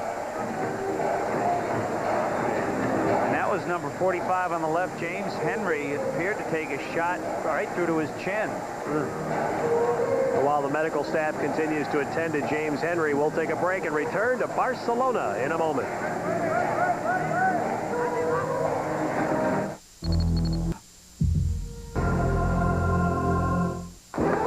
final conflict between good and evil has begun. Brad Davis, Anthony Dennison, Child of Darkness, Child of Light, tomorrow at 7. A copycat killer imitates Jack the Ripper. James Spader stars in Jack's Back, the USA movie, tomorrow at 2, 1 Central. Sports and politics mix very eagerly in sports in Spain. The banner that you can see partially there says "Freedom for Catalonia," and that is exactly... Being in Catalonia is very similar to saying you're in Lithuania, where they tell you you're in Lithuania, not in the Soviet Union. The same with Catalonia, where they have their own language. And that is a good sign to see James Henry walking off the field. Doesn't seem to be under his own power totally, but he is up and walking. And we'll take another look at the shot he took from his own teammate, really. Very clean shot, but just a collision here. Number 44 is John Miller. He is the free safety. What a collision. How about Norman, number 84, being able to get up? That was a great collision right there. Not great for this man, though. James Henry, Birmingham Fire. Meanwhile, Barcelona starting now at the 5-yard line. They have second down and 10. Jimmy Bell, the only setback behind Rice. And off the left side, room for Bell. And he runs it for about 8 yards. And will give the Dragons a shot here with 3rd and short yardage. There's James Henry. The best thing about Henry, obviously, is that he's able to move the head and the neck. The first thing you worry about with a collision like that. Now it's going to be 3rd down and about a yard for the Dragons. Two tight ends.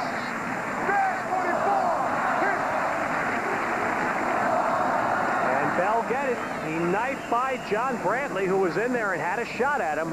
Just zone blocking straight ahead by the offensive line. You called it there, Ted. Brantley, number 54 for Birmingham. He got the hit in the backfield, but couldn't finish it off. And Chan Gailey a little upset because that would have meant 4th down, a punting situation, and Birmingham would have gotten the ball in good field position. Instead, it's a 1st down for the Dragons, who again are playing without their leading rusher, Paul Palmer, who we were told would play some tonight. We have not seen him.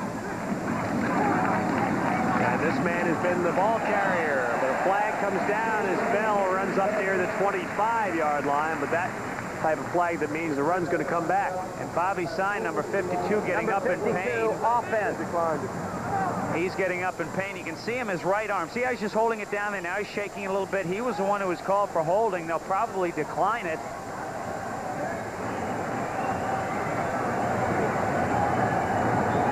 He is the center, 52, Bobby Sign. You can see him holding there. And when he came down on his shoulder. I don't know if that's a real good holding call, but they called it. Not only is it called for holding, he's hurt also. If you call that holding, then you can throw a flag on every play. Bobby Sign from Baylor and the New Orleans Saints out, and the ball backs all the way up to the 9-yard line, where it will be 1st and 18. John Brantley zooms in on the Barcelona backfield. Bell trying to get outside. And Bell gets to the 15. Jimmy Bell, not a bad man to have replacing Palmer. He was a 1,000-yard runner at Boston College. You know, we talked to Palmer yesterday as we look at this attendance figure, 31,490. Palmer said he was going to play tonight. Jack McNeil said he'd like to get him to play, but it could be that it's just too chilly here tonight. When you've got a hamstring pull, you like to get it nice and loose and warm, and on a cold night, it doesn't get that way, so they're probably holding him off for next week. 2.5 minutes remaining in the 3rd quarter. A scoreless quarter to this point. And on 2nd down, there's a pass to Demetrius Davis, and that should be good for a 1st down. How about Jimmy Bell, the running back, picking up Maurice Oliver on the blitz? It's one thing these running backs, Carr and Bell, do well is they do pick up the blitzing linebackers, and of course Davis, who's caught 16 passes coming into this game, he's got it up very close to a 1st down. Got to bring the sticks across here to measure. You know, we should mention that attendance figure, 31,000 here tonight, Dave. How astonishing that is, given the fact that there is no such thing as a season ticket to the European sports fan. In fact, there is virtually no such thing as an advance ticket, even for a single game.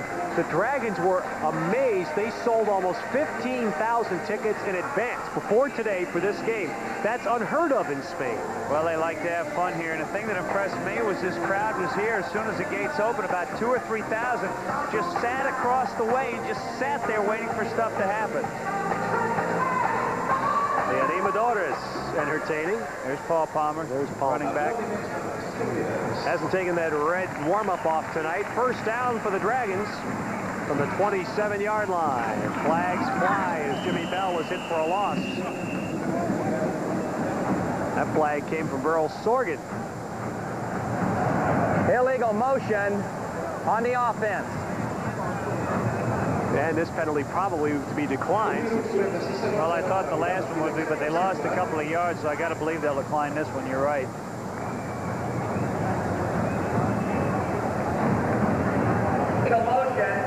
Is declined. So taking a look at the cornerback, James Henry, number 45, Birmingham Fire. I think it's pretty safe to say we won't see him again tonight, but again, it's always good to see a guy who's out that long walk off the field, even though he wasn't totally under his own power. He doesn't look like he's all there, folks. There's your game situation. Barcelona in green, up to the line, a 2nd and 11. 3 receivers left for Tony Rice.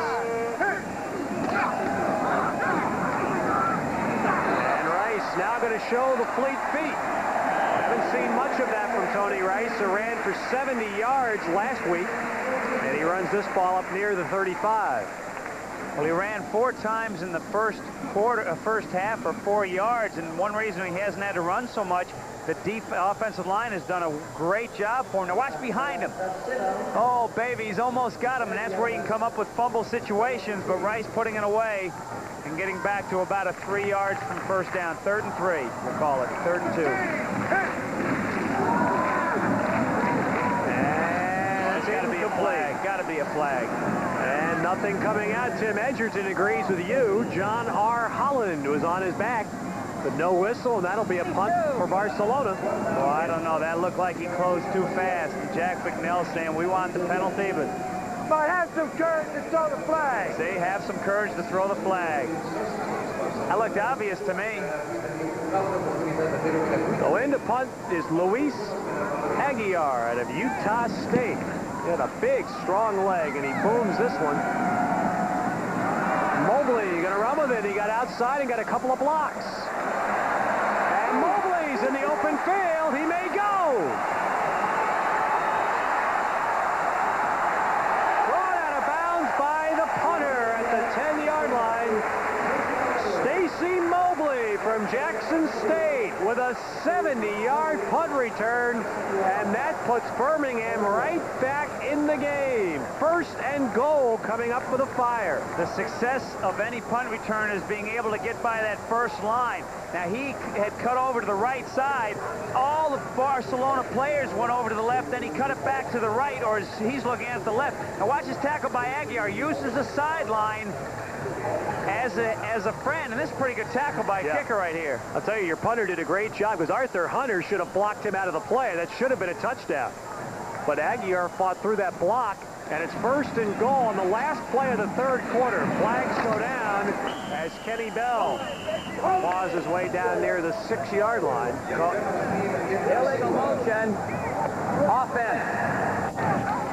So that play wipes out. Birmingham will lose 5 yards, but when the 4th quarter begins, the Fire still will have 1st and goal. They may run another play here.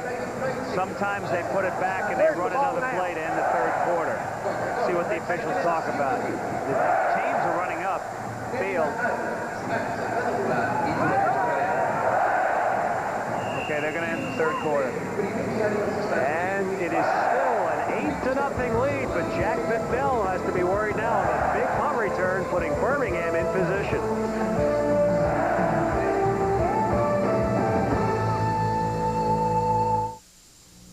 Like today's KFC.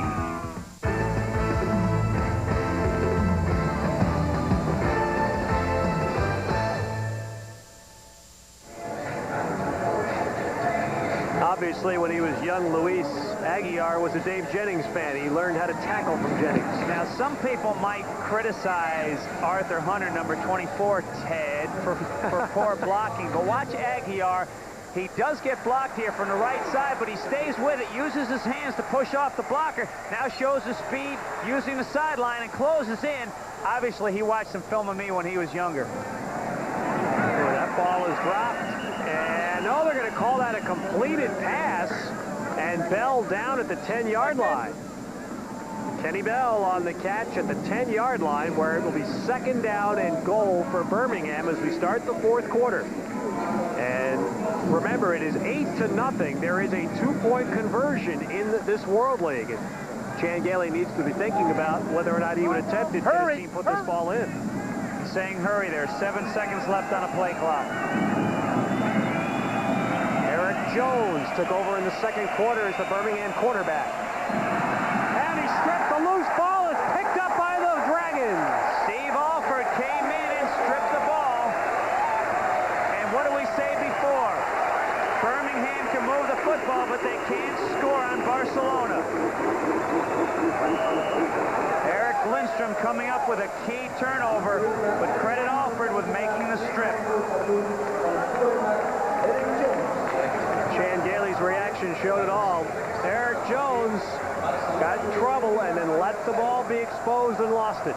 Fakes the pitch outside. Now rolling on Alford, getting good pressure over here, forces him upfield. Now watch the right hand. Right hand, there's Lindstrom pick up. He's thinking about, hey, maybe I can run for 90 yards. Important thing is he got control of the ball. Barcelona taking over now at their 16-yard line. And Rice gives to Lydell Carr. The fullback straight ahead for a couple of yards. 61, Steve Alford out of Washington. Fine defensive lineman. I'll tell you, Charles Pryor ended the first half. Alford here making 2 key plays to really stop, could be 14 points. Remember, another fact, folks, no North American team in this World League has yet to come to Europe and win a game. We saw Raleigh-Durham come within 20 seconds of doing it in Frankfurt 2 weeks ago. Birmingham could well be in front here as Jimmy Bell goes down. It's been a game of lost opportunities for both teams. Barcelona has had an extra point blocked, 3 missed field goals, and 2 fumbles. Birmingham has twice turned the ball over inside the Barcelona 10. Steve Heisch, number 56, he's the one who made the tackle, fighting off the block of the tight end. We've had a scoreless 2nd half. Barcelona got a safety on the first play of the game, first play from scrimmage of the game, and a touchdown early in the 2nd quarter. Rice jumps the ball ahead to Carr, but Carr is down short of the first down. And with 13 minutes and change to play, Barcelona's going to have to punt it away. And Stacy Mobley, who just ran one back 70 yards, will be back again. And the only reason Mobley's back returning punts is because James Henry's been knocked out of the game.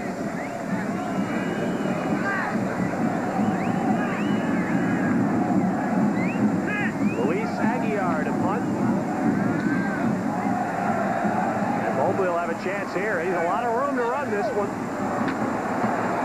And he's to midfield, so Birmingham with great field position.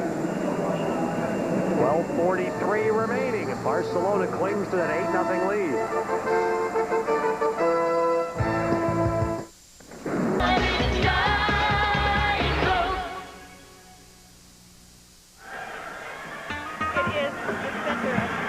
The Palau de la Generalitat. This is the home of the autonomous government of Catalonia. You might say it's City Hall.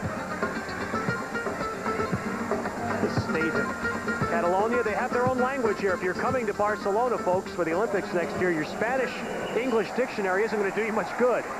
They speak Catalan here, which is basically a mixture of Spanish and French. And as Dave Jennings has discovered, English doesn't go far. Eric Jones trying to go far, but he throws a wounded duck up there, and it's broken up. Willie Boyer actually had to become the defensive back there and stop A.J. Green from the interception.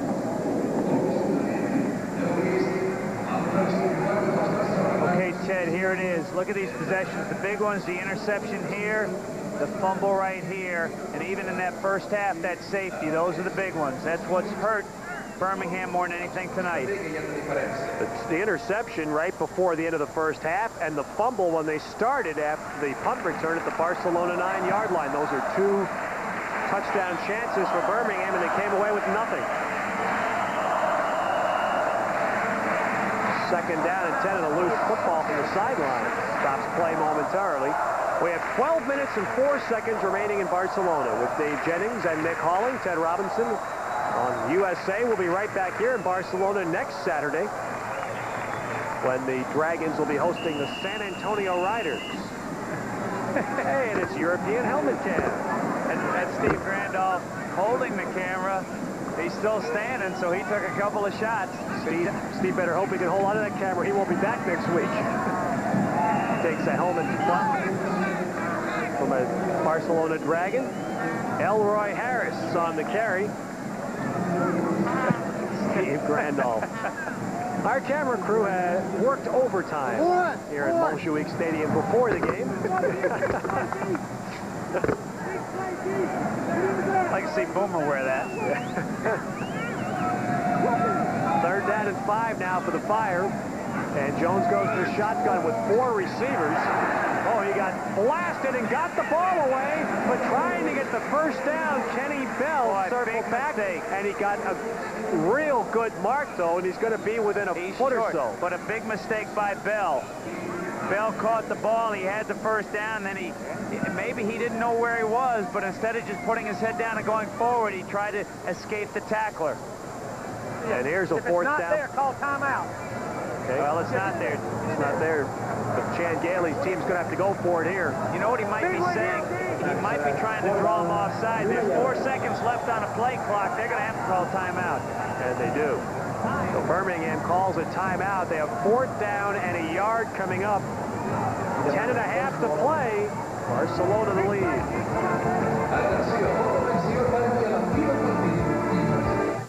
The Allstate Good Hands Play of the Week, brought to you by Allstate. For home, auto, life, and business insurance, you're in good hands with Allstate. With the game in overtime, Barcelona linebacker Eric Naposki snares this interception and returns it for a touchdown to give Barcelona a thrilling victory and earn this week's Allstate Good Hands Play of the Week.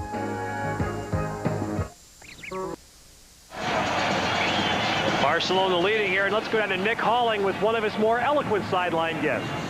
Well, the Birmingham players might disagree, but I reckon this guy is the most dangerous Dragon on the field, and he's 30 yards behind the end zone here. Every time something really dramatic happens, this guy literally blows fire out of his mouth. It's a bit like our producer, really. He does that as well. And next time you see a touchdown, watch out for these things, because they're going to really light up the place, and it gives a whole new meaning to the idea of a defensive back getting burned. They really mean it literally here in Barcelona. Hey, Ted, how come whenever I hear him, I always think of the lifestyles of the rich and famous?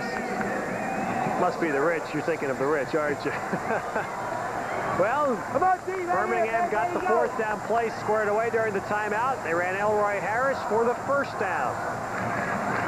And Jack Bicknell's look of worry increases as Birmingham has it to the 38-yard line of Barcelona.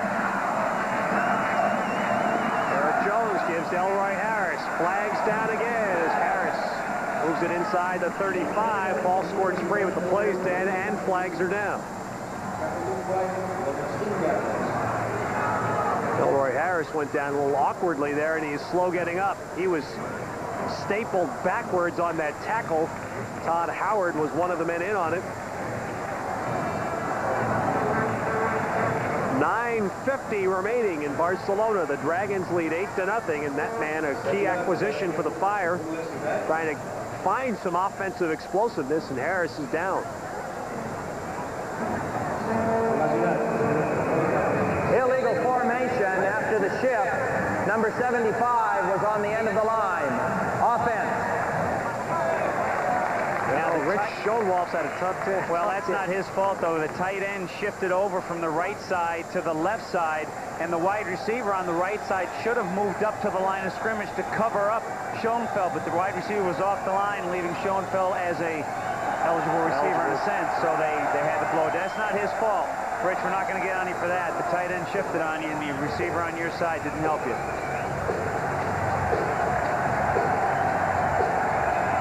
he can do either. Meanwhile, we look at Elroy Harris, who is still down. His legs got pinned underneath him, and he got pushed backwards on that tackle.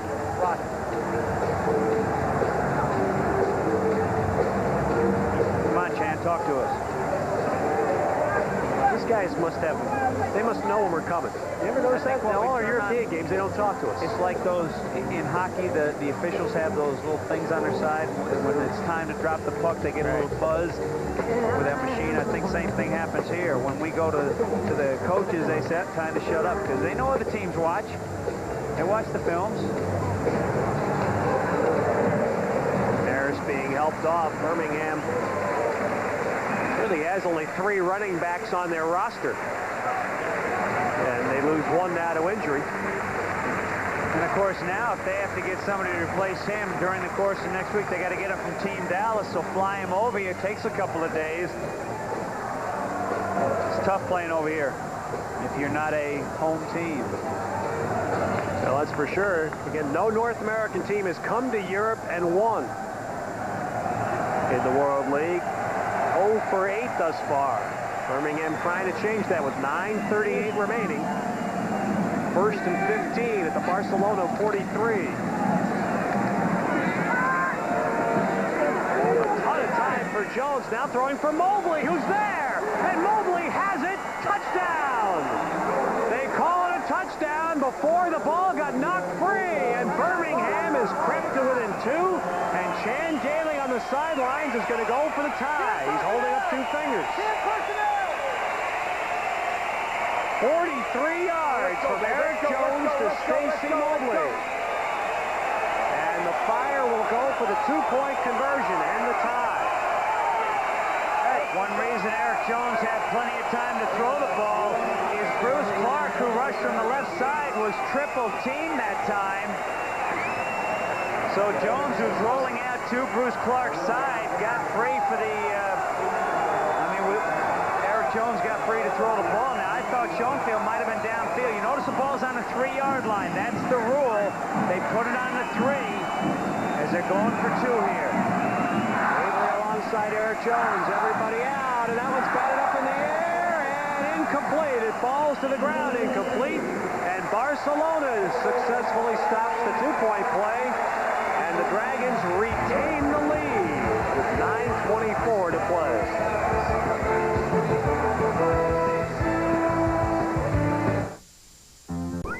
Web of Deceit, Wednesday at 9.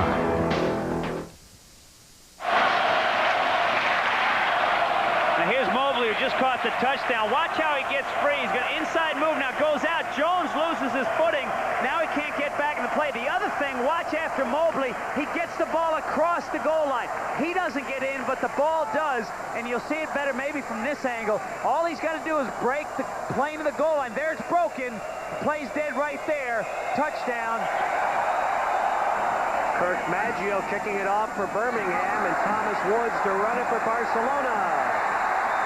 Trying to get outside, and he's near the 30-yard line with another flag going down. But the 2-point conversion play was broken up by the Dragons to keep them in front. Again, Jones rolling out to his right. Watch the ball get batted up in the air by Bruce Clark, just putting that hand up. And now it's just a jump ball situation. So a 2-point difference now. 33-year-old Bruce Clark. Scott Ernie on his left.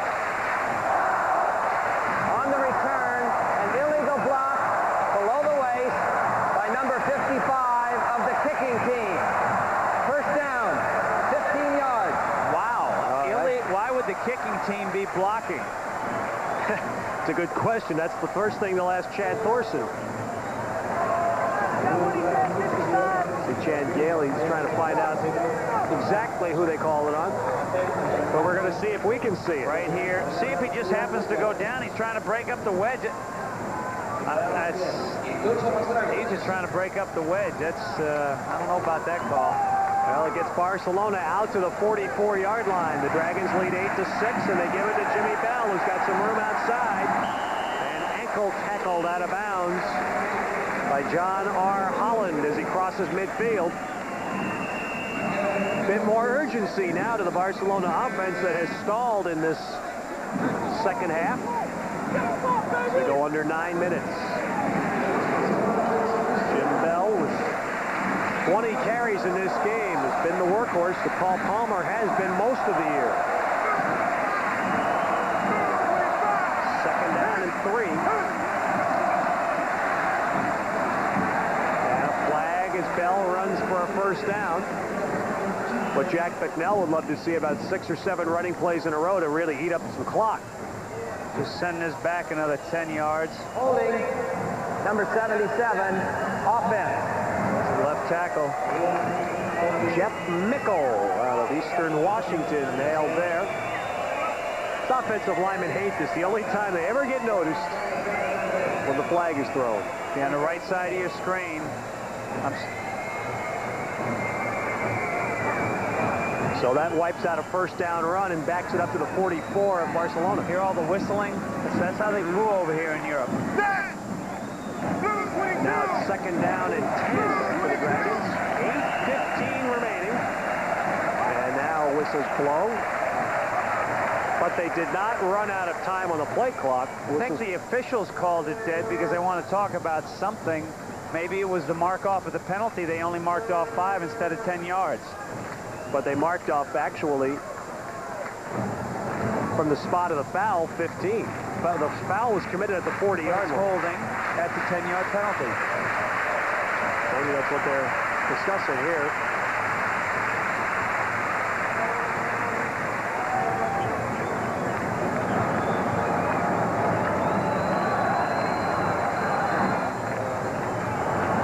Let's go back 5 more. There you go. They are realigning the ball back to the 42. All right. That'll make it second down and 12. Barcelona at their 42. The Dragons lead 8-6 as they approach 8 minutes to play.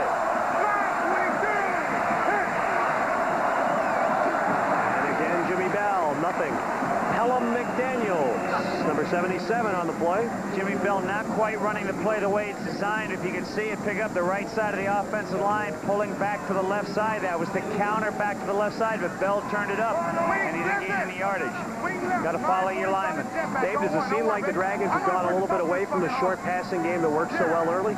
Well, they have. They've been trying to run, they're almost trying to run the clock out, but there's too much time left. But now they're in a 3rd and 13. 4-man rush on Rice. Trying to get away from it and can't. And he almost lost the football. Otis Moore got him. And Rice was fortunate to hang on to the ball. And so with 7 minutes and 10 seconds remaining, Birmingham will get the ball back. Good job collapsing the pocket and then getting after the quarterback after he turns it upfield. Now you see Rice wants to run, but Phillips is there. And now on the left side, Otis Moore, number 71. And hell, Rice almost loses the football. I'll tell you, that holding penalty on Barcelona killed him. They had a first down at the Birmingham 40. That holding penalty took it back, and now the Fire will get it if Mobley can pick it up. Oh, and he got away. He got a big break. He got away inside the 5 and runs it all the way up to the 23. And so Birmingham, with 6:41 to play, will have a chance. Liquid Crystal will shine and protect better than any car wax you've ever used, or your money back. Liquid Crystal, quite simply, the best shine and protection money can buy. Explosive running back Tony Baker and the Frankfurt Galaxy clash with the Orlando Thunder. World League football on USA, tonight at 8 Eastern. Welcome back to Barcelona. The Fire now just trailed by 2 with 7 minutes left. Even better news for the Fire. Elroy Harris has worked off the injury to his left knee. The official word is he'll be back. Back up to you, Ted. I bet you Nick is going to spend this week in Ibiza, don't you think? Reporting on some beach wear and beach lounging. Birmingham with the ball now at their 24-yard line. 6:41 to play. Eric Jones. Kenny Bell drops it. Birmingham's touchdown earlier in this quarter was the first fourth-quarter touchdown they have scored all season. In the last couple of weeks, Jack McNell's Dragons have not been a good fourth-quarter team.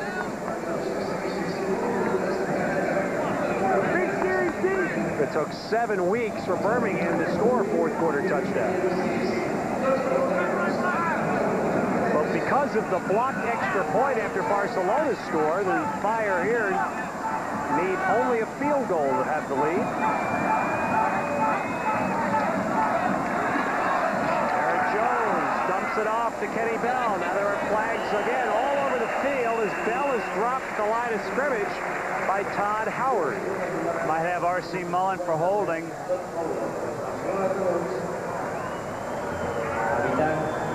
Although, what do you do here? Two separate penalties on the play. There are 2 separate flags.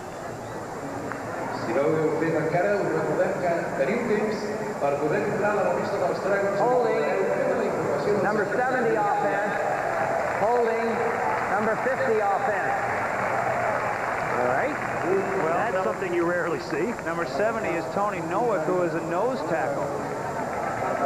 Must have meant 50, Bill Anderson, and I think they meant 78. Go with the set left.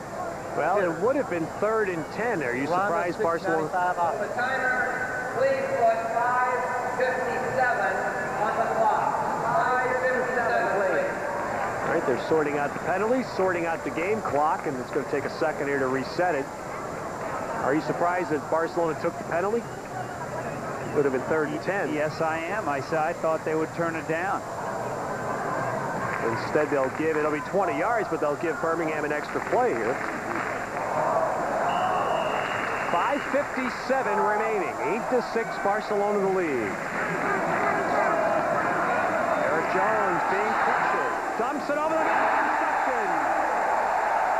And the Dragons have it deep in Birmingham territory. Ron Getz with the interception. Eric Jones showing his inexperience right there. I mean, he really had to get rid of the ball because he might have been tackled for safety, but just throwing it up for grabs and good pressure on Eric Jones that time, and Getz just settling back in for the interception. That's what you call a huge play with 5:46 left in the fourth quarter.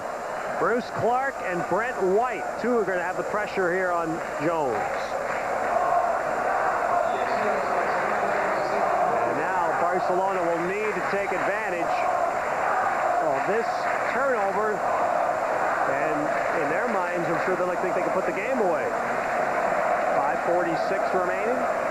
Bruce Clark just now getting off the field. Well, what Barcelona would like to do, obviously, is score the touchdown, but if they get the field goal, they will force Birmingham to have to score a touchdown to win the game. Jimmy Bell, the running game is just not going very far right now for Barcelona. And keep in mind that Barcelona has missed 3 field goals here tonight, so I'm sure Jack McNell doesn't want to set up another field goal situation, although he may want to give his kicker some confidence and go with him. First down play. Lost yardage, and it's 2nd and 11. This time he's going to drop back slightly to his left and throw the pass.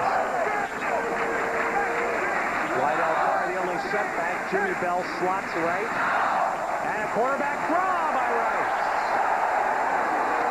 Rice gained some yardage, although not nearly what the play originally looked like it might yield. He's to the 13.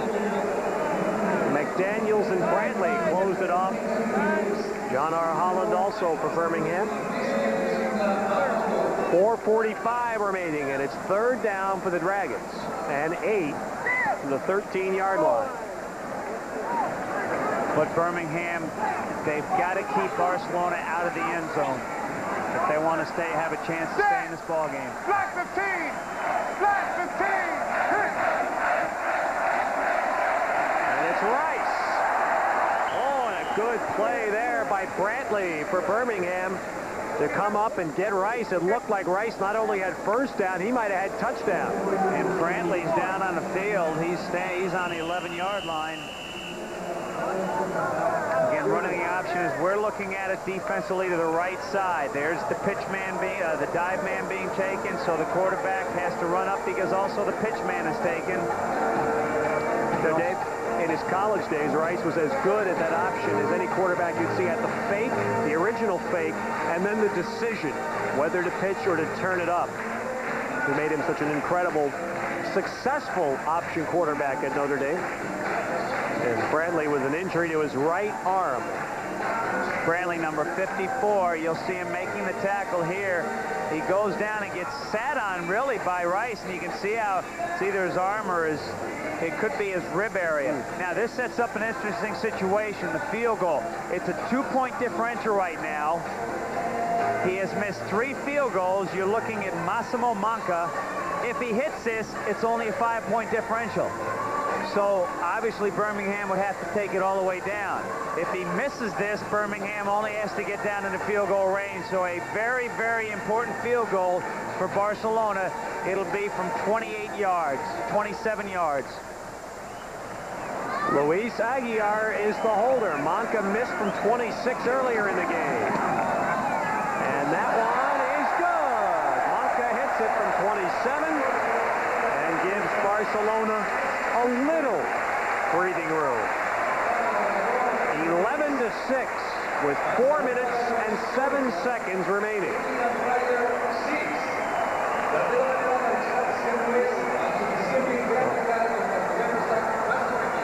Aguiar, the holder, spins the laces around nicely. Now Manca's saying, oh, baby, I finally made one tonight. Well, he doesn't say much.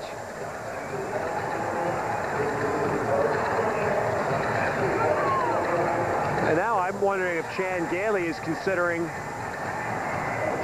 a quarterback switch again on his side. Eric Jones has done so well for him. But now you need to get down the field one more time. After the interception, see how Birmingham chooses to go with it. Now the reason you're seeing Manca on the sideline, he's talking to Scott Ernie there, he does not kick off. I'll come back next week. Am I on? Yes, you I'll are. come back next week, 1 for 4. Who gives a damn? Come back next week. Win's a win. We're going to win this game. That's what matters. Well, you know what Manca was saying, that you heard Eric Jones walked over to Chan Gailey and said, am I on? And Chan Gailey said yes. So Jones was obviously thinking the same thing we might have been. Luis Aguiar, the puncher. There he is, number 12, does the kicking off. To the far side, Elroy Harris will field it. Oh, my. Flags again, and Harris shy of the 30. So after a penalty-free first half, we've had a lot of flags in the second. And Eric Jones stays in at quarterback. On the return, number 88 of the return team is holding. 10 yards. Ted Wilson, I'm sorry, that's Sergio Visa, a tight end. He's from Italy, an Operation Discovery player for the Birmingham Fire. From Milan. See him blocking him in the back right there, 88. And so that backs up Birmingham to the 16-yard line. Visa, captain of the national football team in Italy for the last 4 years. And now Birmingham needing to go the length of the field. 3:56 remaining. Shovel. And Jones throwing it to Avery. And let's see. That's Marcel. Wait a second.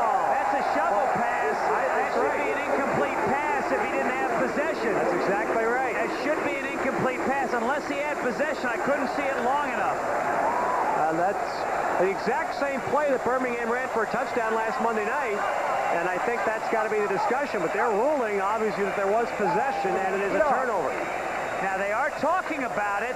The officials are talking about it. Now look at Birmingham coming over and saying it was a forward pass. Even though it's behind the line of scrimmage, it's still a forward pass. Absolutely. In order for a pass to be free when it's not caught, it's got to be a backward pass. Now, let's take a look. The key thing, does the runner have possession? You're going to see Jones go to his left, and there's Avery. Does he have the ball? No, he never had the ball from this angle. That should be an incomplete pass. Barcelona catches a huge break. Again, no instant replay in the World League of American Football. And Burl Sorgan clearly signaled Barcelona football, and he never changed his mind. So the Dragons get it right back at the 20-yard line of Birmingham. And this time it's Lydell Carr into the line. And Carr gets it down near the 15.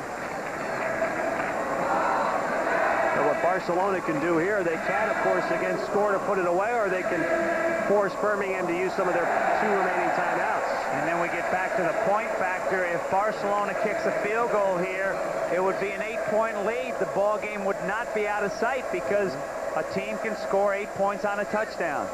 And Steve Avery there, I'm sure, hoping he gets another chance to get back out there. Bell inside. So ball hawking by the Birmingham defense now, and Bell is down to the 12. You know, Chan Gailey used to coach at the Denver Broncos, and one play you see a lot from Denver's offense is that shovel pass. John Elway throwing it. Last week threw the shovel pass for a touchdown. First time we've seen it tonight. That's a key play right there. And it is now third and 3 for Barcelona at the 13. 2:35 remaining. Rice to Jim Bell. He got stopped short. Now, if I'm Birmingham, I call a timeout here. You got to call a timeout, Birmingham, because they're going to run it down to the 2-minute warning and not kick the field goal. You got to call a timeout here, folks. So they'll get a free one at the 2-minute mark. Yeah, but they're losing 28 seconds here. You're right. They should, because they will get one for free at the 2-minute mark. But they're not going to do that. I'm a little surprised. Should have called one. Yeah, because you want to save one for the ball, don't you? You want to save one for your possession, right? 30 seconds right there. They lost. Well, we'll come back with Barcelona's decision in a moment.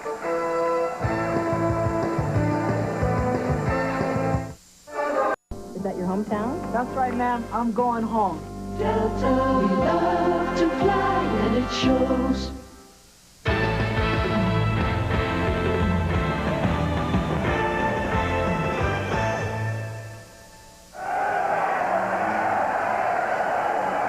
With Dave Jennings and Nick Halling, Ted Robinson in Barcelona. 2 minutes to play, and Barcelona on 4th and 1 will line up for a field goal here with Monca. I'd love to see a fake. Now, keep in mind, the closer you are in, the tougher it is for a right-footed field goal kicker to make it from the right hash mark. He's got to pull it back. And it's blocked by Birmingham. And that one was kicked low and right into the pack and blocked, and Birmingham stays alive at 1:55 to play. 11-6 Barcelona. Now, what a frustrating game this has been for both coaches. Now, can you read the scoreboard? 2 timeouts. Is that timeouts left? Hump Mord. Hump Mord. 2 or 3. Penetration. And Tracy Sanders got it. So Birmingham takes over. Eric Jones, the quarterback. As Sanders came in from the right flank to get the kick. 4 wide receivers.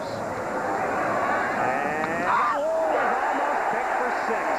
That was a touchdown if it had been held by A.J. Green. Green read it perfectly. We've seen the defensive backs for Barcelona just set on some of the passes, and he sits on this one and then reacts and just cuts in front of the receiver nicely. Boy, at that time, Stacey Mobley not coming back to make the catch. 1:49 remaining, and it's 2nd and 10. Birmingham needs the touchdown. They're down 5. Jones to the sideline, flips one out, and the sliding Hopkins cannot hang on. Interestingly enough, Barcelona has kept their base defense in here. They don't have their nickel package in. Staying with their 3-4 and their 4 defensive backs, at least they did on that play. Naposki and Lindstrom staying in to cover the slot receivers. There's Red Kellen, the defensive coordinator of the Barcelona Dragons. 3rd down and 10 with 1 minute and 40 seconds remaining. Birmingham keeping in Avery to a block for Jones, who fires and has a man open. And Willie Boyer has a first down at the 39-yard line. Huge pass completion on 3rd and 10. That gets the fire out in the breathing room. Boyer lining up on the right side. See Lindstrom covering. Now he passes him on to the defensive back, but there's no one to be found there. Coming in late is number 30, Thomas King, the free safety. Clock runs after the chains are set down in the final 5 minutes of play.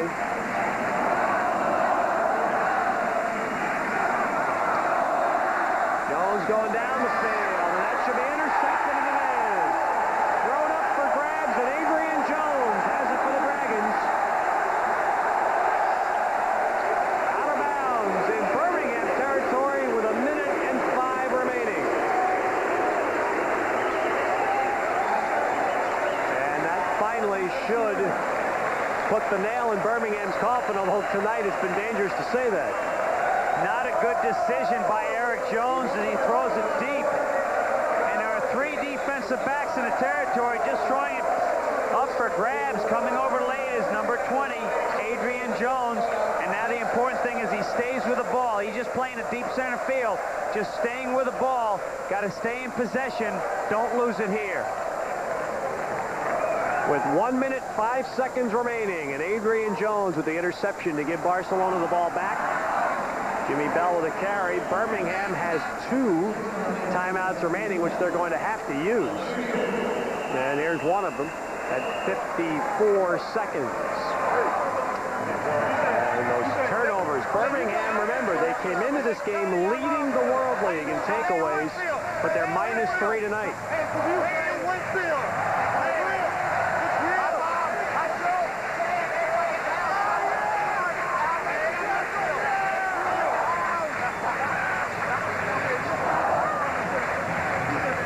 Excited team. You know, this is an important game for Barcelona in this respect. They're a game behind London right now. Of course, is undefeated going into this weekend. The Dragons are playing their next 3 games here, and then they close the World League season out at London. Meanwhile, the Monarchs are in America for 3 straight games. But get out of the huddle back early to that Barcelona game. And wait on it.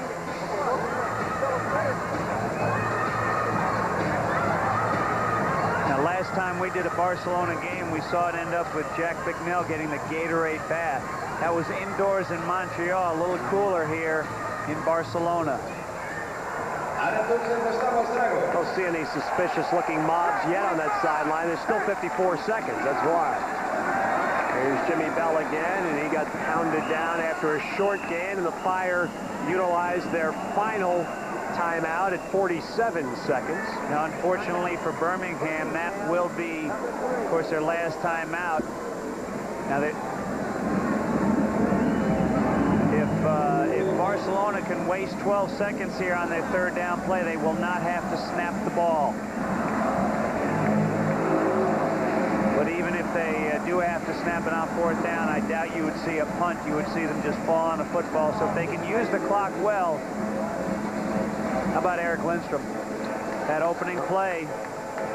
Tackling Elroy Harris for a safety on the first scrimmage play of the game, and then a major play to create a fumble later in the second half when Birmingham was deep in Barcelona's territory. Now, he can see this. He can see this up on the scoreboard. He looked up and he smiled when that same thing you're seeing at home, the fans and Eric Lindstrom are seeing here on the stadium. You know something? KFC will make a donation of $1,000 in Eric's name to DARE, Drug Abuse Resistance Education, but his teammates are down there saying, hey, how about getting about a dozen buckets sent over for us? I'd rather have that than some of the food that they do get at their hotel. See, this is a good play to use up some time, but don't go out of bounds. And Jim Bell did. And that really is not a good decision at all. Not a smart play. Just fall down. Now, he just hurt them. You can't punt the ball here. I can't believe they're going to send in their punter. Just fall down on the ball. 41 Get it off. Here we go. Remain. Well, did you hear what? See, can you hear Bicknell? God darn it, stay in bounds or something along those lines. And also, he told Aguiar, just get it off. If I'm Birmingham, I put 11 guys up on the line of scrimmage. If I'm Aguiar, you got to realize that by seeing there's nobody back, just get it over the line of scrimmage. And that's just what Birmingham has done. They have nobody back, 11 men up. Now they take the delay penalty. See, now if we widen this out, you can see there's nobody back. The punter can see this. He knows there are 11 guys up. You can't block 11 because you only really have 9 blockers. You can't count your center as a blocker because he has to snap the ball. So 9 have to block 11. That's why the punter has to make up the difference. Just catch it and kick it. It doesn't matter what kind of kick you get. Just get it over the line of scrimmage.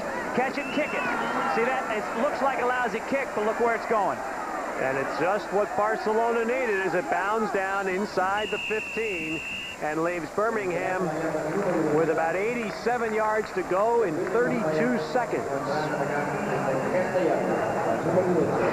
Jack Bicknell, this is probably the most frustrating game he's experienced because Barcelona, 253 yards of offense in the first half, but they just have not been able to complete only 1 touchdown, but they are 32 seconds from a win.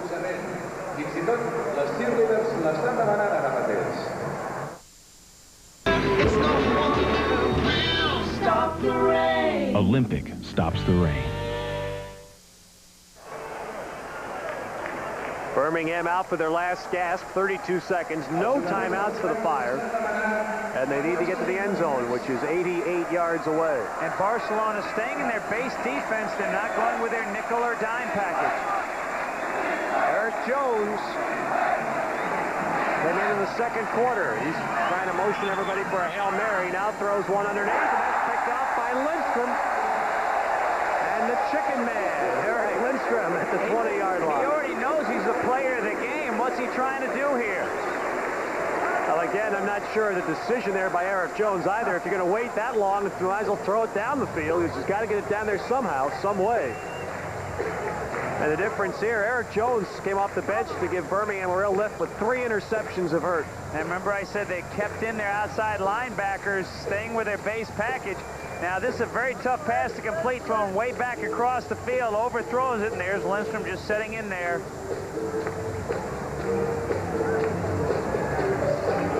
Tony Rice, 20 out of 25 for Barcelona, but no interceptions.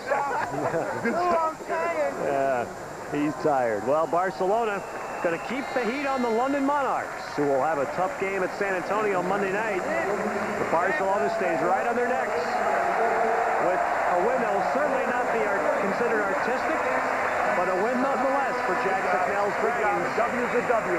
Never turn down a W, baby. A game Birmingham team that was severely handicapped by the schedule this week.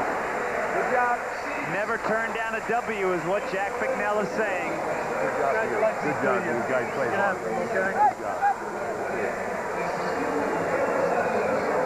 Good job, Todd. Good job, Todd. Way to go. Good job, defense. Good job, defense.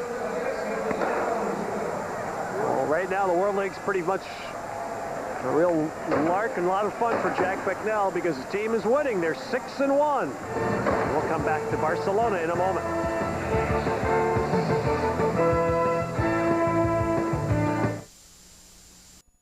A whole lot better.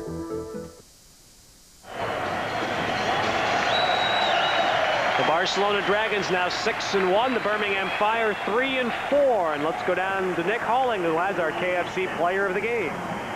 Well, here's Eric. He's saying he's tired, and I tell you, he's earned his most valuable player nomination. Eric, tell us first of all about that last interception. First of all, thank you very much. We just wanted to keep them off the field at the end of the game because they have a quarterback that can run all over the place and score.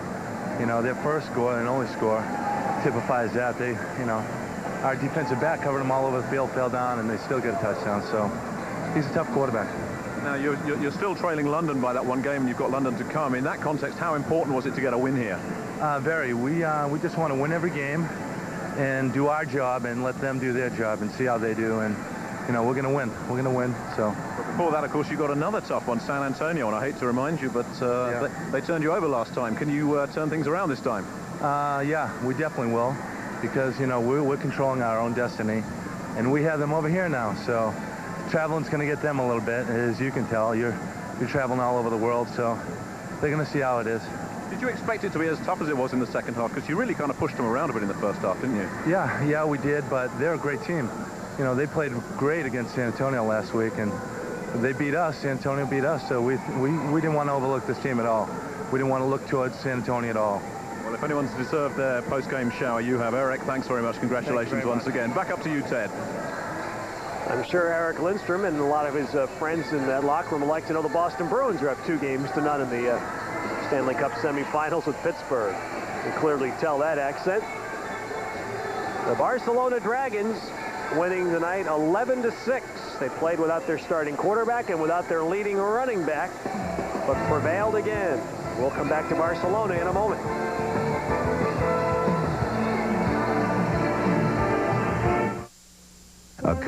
JVC. We just made recorded history again. Well, one thing that Tony Rice has been able to do in his football career, wherever it's been, is win as a starting quarterback. He's 2-0 for the Dragons, and he's standing by right now with Nick Hawley. Tony, do you think you proved a few points about yourself tonight? So far a little bit, but the big thing about it, I want to get the ball in the end zone and make things happen with it. And we didn't do that much tonight because everybody was just fighting among themselves instead of taking care of business. Do you think that you've perhaps done enough to perhaps keep this starting job for the rest of the season with Scott coming back off his injury fairly soon? I hope so. You know, I think if I keep my head on right and make sure that I take care of my job, it's going to be a hard road down the end for Scott.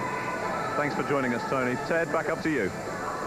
14 completions in a row for Rice at 1 point tonight, and there's how Barcelona stands.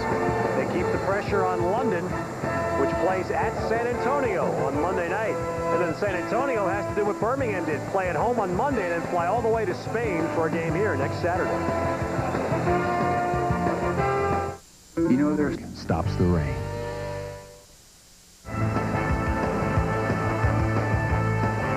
The World League on USA has been brought to you by Kentucky Fried Chicken. Nobody's cooking like today's KFC. By the Reebok Pump. Pump up and air out. And by Coca-Cola, the official soft drink of the World League.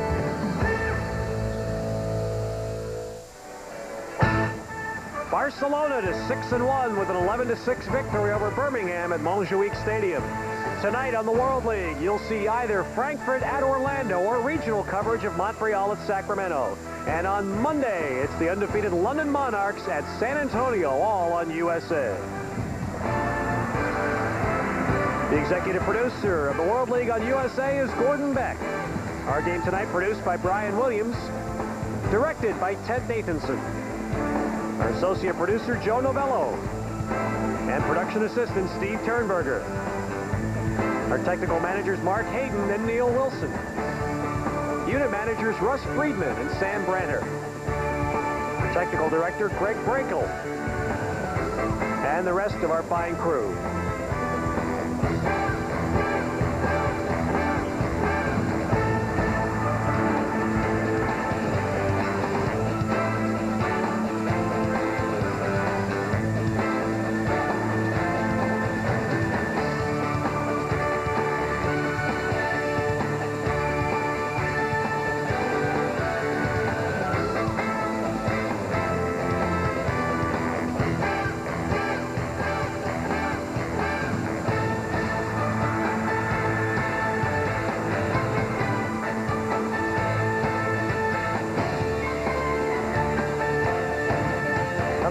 On USA on the East Coast, Miami Vice. On the West Coast, Rooster Cogburn.